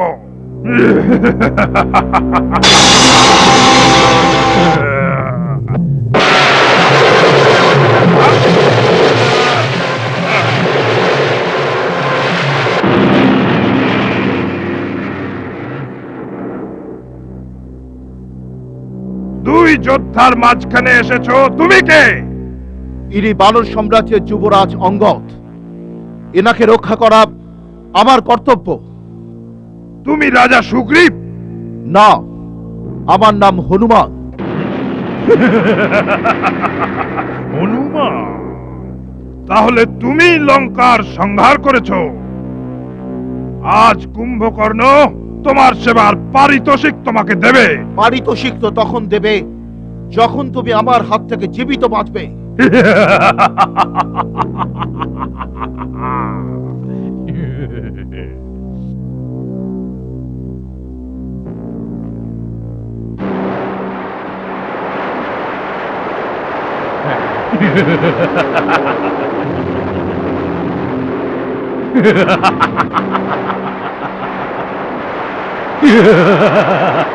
কুম্ভকর্ণ, আজ এই পর্বতের নিচে তোমার সমাধি ঘটবে।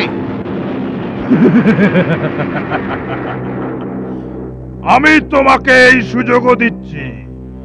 আপন মনের ইচ্ছে পূর্ণ করে নাও হনুমান। আর আমি কথা দিচ্ছি, যদি আমি এই শিলার আঘাতে একটুও বিচলিত হই, তাহলে পরাজয় মেনে নিয়ে নিজের নগরে ফিরে যাব। আর কখনো যুদ্ধভূমিতে আসবো না।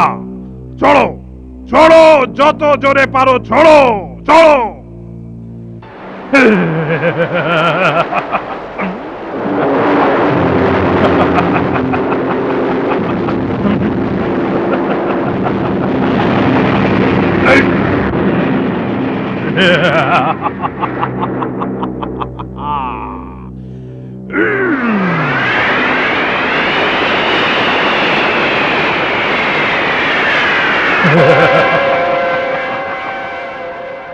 আমি তোমার সাহসের প্রশংসা করছি, এই জন্য তোমাকে জীবিত ছেড়ে দিচ্ছি। আর যদি কোনো ইচ্ছে বাদ না থাকে, তাহলে যাও যাও গিয়ে আপন প্রভু রাম আর লক্ষণকে বলো এখনো মুখ লুকিয়ে কেন বসে আছে। কুম্ভকর্ণ ওনাদের যুদ্ধের জন্য আহ্বান করছে, যুদ্ধক্ষেত্রে আসুক। দাদা, এই আহ্বান আমি সহ্য করতে পারছি না। আপনি আমাকে আজ্ঞা দিন, তা না হলে এ আমাদের সমস্ত সেনার বিনাশ করে দেবে। যাও লক্ষণ।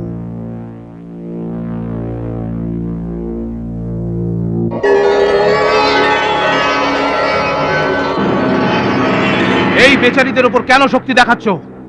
এসো লক্ষণের সামনে এসো।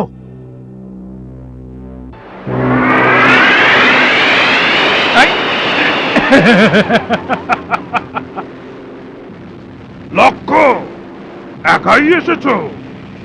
যদি তোমরা দুজন ভাই একসাথে মরতে না চাও, তাহলে এটাই ভালো। অনর্থ কথা বলে কি লাভ কুম্ভকর্ণ? তুমি আহ্বান করেছিলে, আমি এসে গেছি। এখন বীরের মতো যুদ্ধ করো। অবশ্যই অবশ্যই। রাবণের ছোট ভাই আর রামের ছোট ভাইয়ের সাথে কিরকম যুদ্ধ হবে তা দেখার জন্য আকাশে দেবতারাও দাঁড়িয়ে আছেন। লক্ষণ, আমার বোন শূর্পণখা নিরপরাধ ছিল। তুই যে হাত দিয়ে ওর নাক কেটে দিয়েছিস, আজ আমি ওই হাত কেটে ধরিত্রীর ওপর ফেলে দেব, তাহলে আমার মন শান্ত হবে।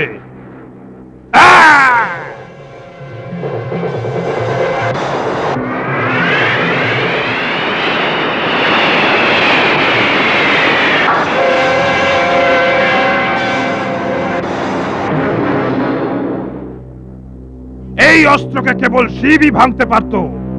আজকে তুমি ভেঙেছো, আমি তোমার প্রশংসা করছি, কিন্তু এখন এই অস্ত্রকে ভাঙতে পারবে না।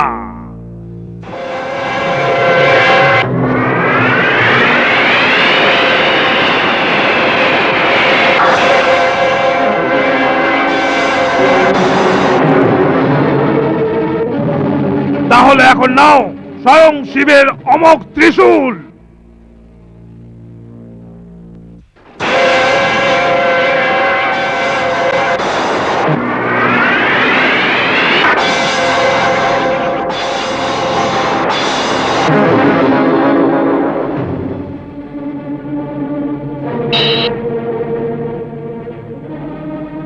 কে তুমি? আমি বানররাজ সুগ্রীব, তোর জম। ভালো হয়েছে, তুমি আমার হাতে এসে গেছো। হ্যাঁ?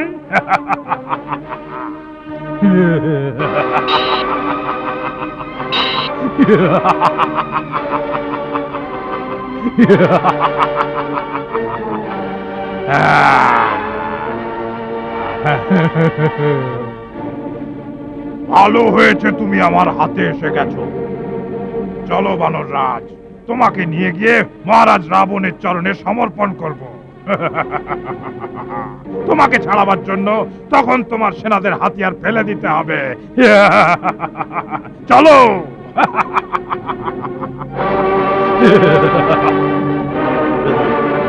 কুম্ভকর্ণ যদি মহারাজ সুগ্রীবকে লঙ্কায় নিয়ে যায়, তাহলে সমস্ত বানর সেনা আপন রাজা ছাড়া হতাশ হয়ে পড়বে।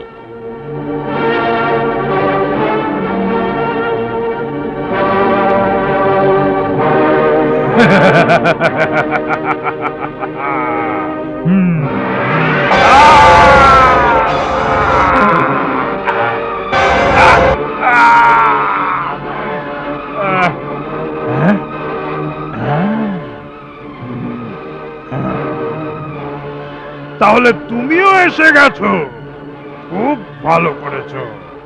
আমি কেবল তোমার প্রতীক্ষাই করছিলাম।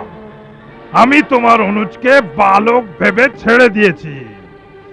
হনুমান আর সুগ্রীবের প্রাণও নিইনি, কেননা এই ছোটখাটো বানরদের মেরে ফেললে আমার কি যশ লাভ হতো। আমি কেবল তোমার প্রতীক্ষায় এতক্ষণ ঘুরে বেড়াচ্ছিলাম, বারবার আহ্বান জানাচ্ছিলাম, যাতে সেটা শুনে হয়তো তোমার শিরায় ক্ষত্রিয়ের রক্ত জেগে উঠবে, আর তুমি এমন ভাবে আমার সামনে এসে যাবে যেমন যমের ডাকে জীবাত্মা শরীর থেকে বাইরে এসে যায়। এটা ভেবে নাও যে তুমি স্বয়ং হেঁটে মৃত্যু দেবতার সামনে এসে দাঁড়িয়েছো। আমি মৃত্যু দেবতাকে সাক্ষাৎ দেখতে পাচ্ছি, যিনি এই প্রতীক্ষায় দাঁড়িয়ে আছেন কখন আমার বাণে তোমার মাথা কাটা যাবে, আর উনি তোমার প্রাণ নিয়ে যমলোক চলে যাবেন। এর নির্ধারণ তো এখনই হয়ে যাবে যে কে যমপুরী যাবে। এর নির্ধারণ তো সেই সময় হয়ে গেছিল যখন তুমি বিভীষণের পরামর্শ না মেনে আমার শরণে আসা স্বীকার করনি। আমি তখনই বুঝে গিয়েছিলাম তোমার পাপের ফল এখনো বাকি আছে। সেই জন্যই তুমি মুক্তির দরজাতে এসেও মৃত্যুর দরজায় চলে গেলে। মৃত্যুর দ্বার দেখতে চাও? তাহলে এই নাও।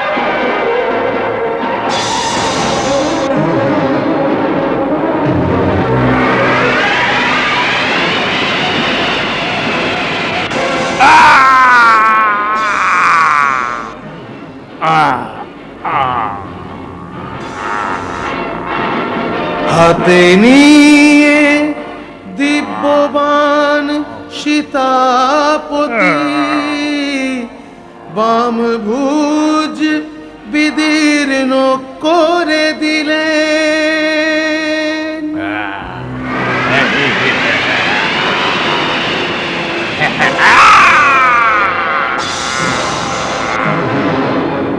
কেটে দিলেন ইন্দ্রাস্ত্র চালিয়ে হস্ত যা দিয়ে অস্ত্র ধরেন।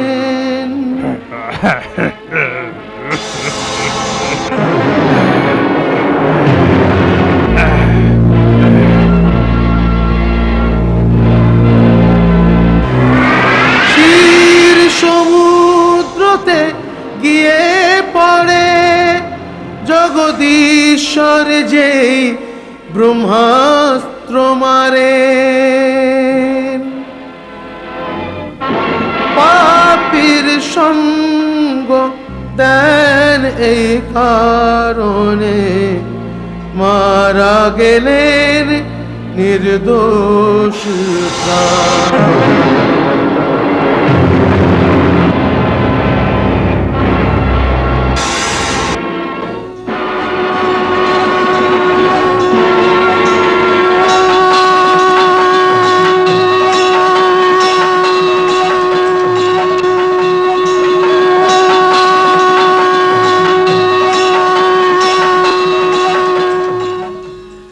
রাম সমর্থক রামজন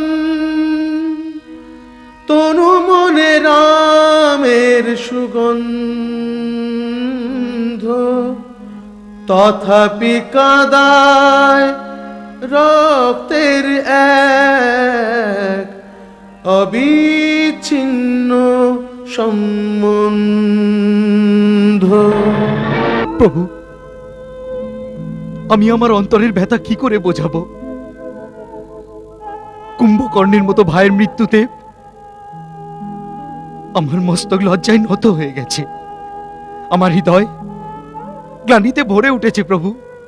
এরকম ভাবনা তো কোনো কর্মহীন, কর্তব্যহীন পামরের প্রতি ব্যক্ত করা হয়ে থাকে। আপনার তো এমন বীর ভাইয়ের প্রতি গর্ব করা উচিত, যে আপন কর্তব্য পালন করতে গিয়ে পরলোক প্রাপ্ত হয়েছে। কুম্ভকর্ণের মতো বীর, অপূর্ব বিরাট ব্যক্তিত্ব এক অন্যতম উদাহরণ হয়ে অমর হয়ে যাবে, না অতীতে না ভবিষ্যতে। কুম্ভকর্ণের মতো কোনো কুম্ভকর্ণ যেমন জন্মায়নি, তেমনি কুম্ভকর্ণের পরেও পৃথিবীতে কোনো কুম্ভকর্ণ জন্মাবে না। এরকম বীর হয়েও ও অধর্মের সঙ্গ দিয়েছে, পাপের সঙ্গ দিয়েছে। এটা তারই পরিণাম, এতে আপনার কোনো দোষ নেই। আপনার চিত্তকে গ্লানিমুক্ত করুন মহারাজ।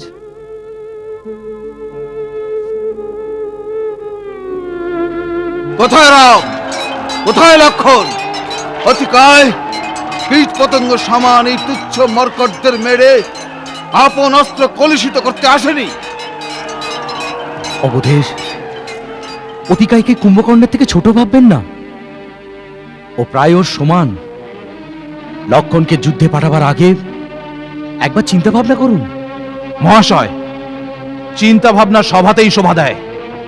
রণক্ষেত্রে চিন্তা ভাবনা করা কাপুরুষতা। শান্ত হন সৌমিত্র।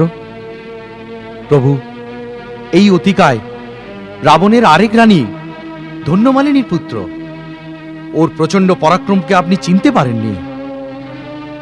একবার ক্রোধের আগুনে জ্বলে উঠে অতিকায় আপন বাহুবলে চক্রবাল গিরিকে তুলে ফেলতে উদ্যত হয়েছিল। তখন কৈলাসিকর থেকে শূলপাণি শঙ্কর আপন অগ্নিমুখ ত্রিশূলের প্রহার করেন। তখন এই ভীম ভয়ঙ্কর অতিকায় তাকে খেলনার মতো হাতে নিয়ে উপহাস করে মহাদেবেরও মান ভঙ্গ করে দিয়েছিল প্রভু।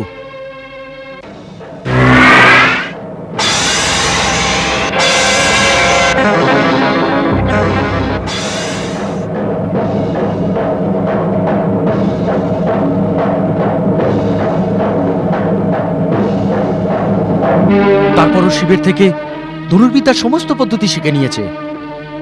দেবতারও দুর্লভ অস্ত্রশস্ত্র প্রাপ্ত করেছে ও। আদিকালে মধু আর কৈটব নামে দুজন ভয়ানক মহাবলী ছিলেন। ইন্দ্রের বজ্র এদের বিচলিত করতে পারেনি। নিজেদের প্রচন্ড পরাক্রমের দ্বারা দেবলোককেও এরা বশে আনে। ওরা দুজনে একবার শিবসাগরে প্রবেশ করে চক্রধারী বৈকুণ্ঠস্বরের উপর আক্রমণ করে দেয়।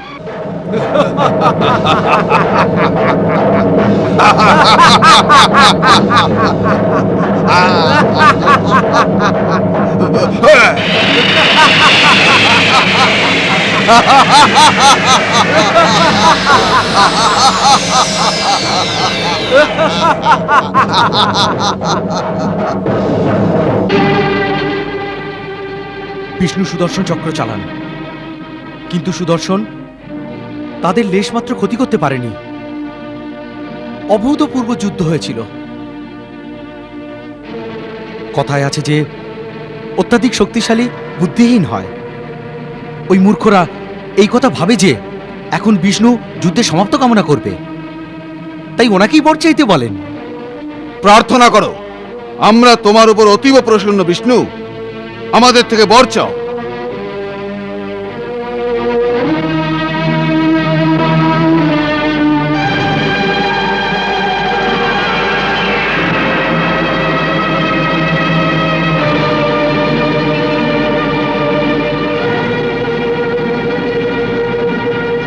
মধু, কৈটব, সৃষ্টির কল্যাণের জন্য আমি তোমাদের কাছে তোমাদের মৃত্যুর উপায় জানতে চাইছি। আপন মরণের উপায় বলে দিয়ে নিজেদের বরদান পূরণ করো। বেশ বললেন মায়াবতী, আমাদেরকে আমাদেরই মায়াজালের ফাঁদে ফেলে আমাদের মানভঙ্গ করে দিলেন। যেমন বীরের নিশানা ব্যর্থ হতে পারে না, তেমনি বীরের বচনও মিথ্যে হতে পারে না। অন্য কোথাও আমাদের মারতে পারবে না, আমরা মরব তোমার জাঙ্ঘার দ্বারা। আপন পরাক্রম দেখাও পরমেশ্বর, আমাদের মৃত্যু প্রাপ্তি ঘটাও।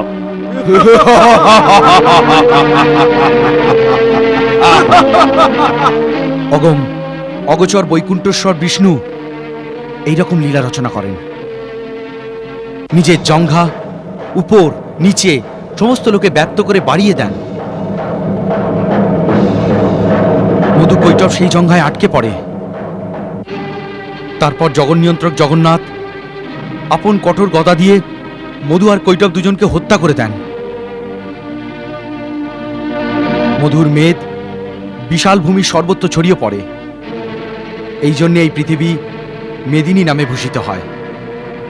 হে পুরুষোত্তম, এই পরম পরাক্রমী মধু এই যুগে আমার জ্যেষ্ঠ ভ্রাতা কুম্ভকর্ণ ছিলেন, তথা অতি বলশালী ব্রহ্মার থেকে প্রাপ্ত অভেদ্য কবচ আর দেবদুর্লভ অস্ত্রপ্রাপ্ত কৈটব এই অতিকায়, যে কুমার লক্ষণকে রণভূমিতে আহ্বান করছে। প্রভু, ওনার পরাক্রমের বর্ণনা শুনে ওনার দ্বারা ভীত হয়ে ওনার আহ্বানকে স্বীকার করব না। সুমিত্রা নন্দনের শৌর্য আর সাহসের প্রতি শঙ্কিত হবেন না বন্ধু বিভীষণ। আপনি লক্ষণের বাস্তবিক রূপ আর ওনার শক্তির কথা কিছুই জানেন না। যদি ব্রহ্মা, বিষ্ণু, সুরেশ, মহেশ, অখিল ব্রহ্মাণ্ডের সমস্ত শক্তি একত্রিত হয়ে যুদ্ধের জন্য ওকে আহ্বান করে, তাহলেও ধনুর্ধারী একাই তাদের সম্মুখীন হবে। ক্ষমা করুন প্রভু, আমি লক্ষণকে ভয়ভীত করার জন্য এই বৃত্তান্ত শোনাইনি। কেবল ওই আততায়ী অতিকায়ের বলাবলের অনুমান করে ওনার সম্মুখীন হবার উদ্দেশ্যে ওনার শক্তির পরিচয় আপনাকে দিয়েছি। তবে এই প্রার্থনা অবশ্যই করব, বীর কুমারকে কিন্তু একা পাঠাবেন না। না বিভীষণ, উনি লক্ষণকে একাই যুদ্ধে ডেকেছেন। কিন্তু কিন্তু অতিকায় নিজের সাথে আপন মহাবলী ভাই ত্রিশিরা, নরান্তক, দেবান্তক, সেনাপতি অকম্পন আর মহাপাশের মতো মহারথী মহাভট্টদের সঙ্গে এনেছেন। ও সমস্ত ভূমণ্ডলের রাক্ষস শক্তিদের সঞ্চয় করে নিয়ে আসুক না কেন, দাদা আমাকে আশীর্বাদ করে রণভূমিতে যাবার আদেশ দিন।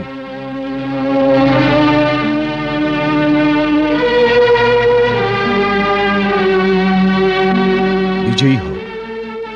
রঘুকুলের কীর্তি উজ্জ্বল করো আর্য শ্রেষ্ঠ।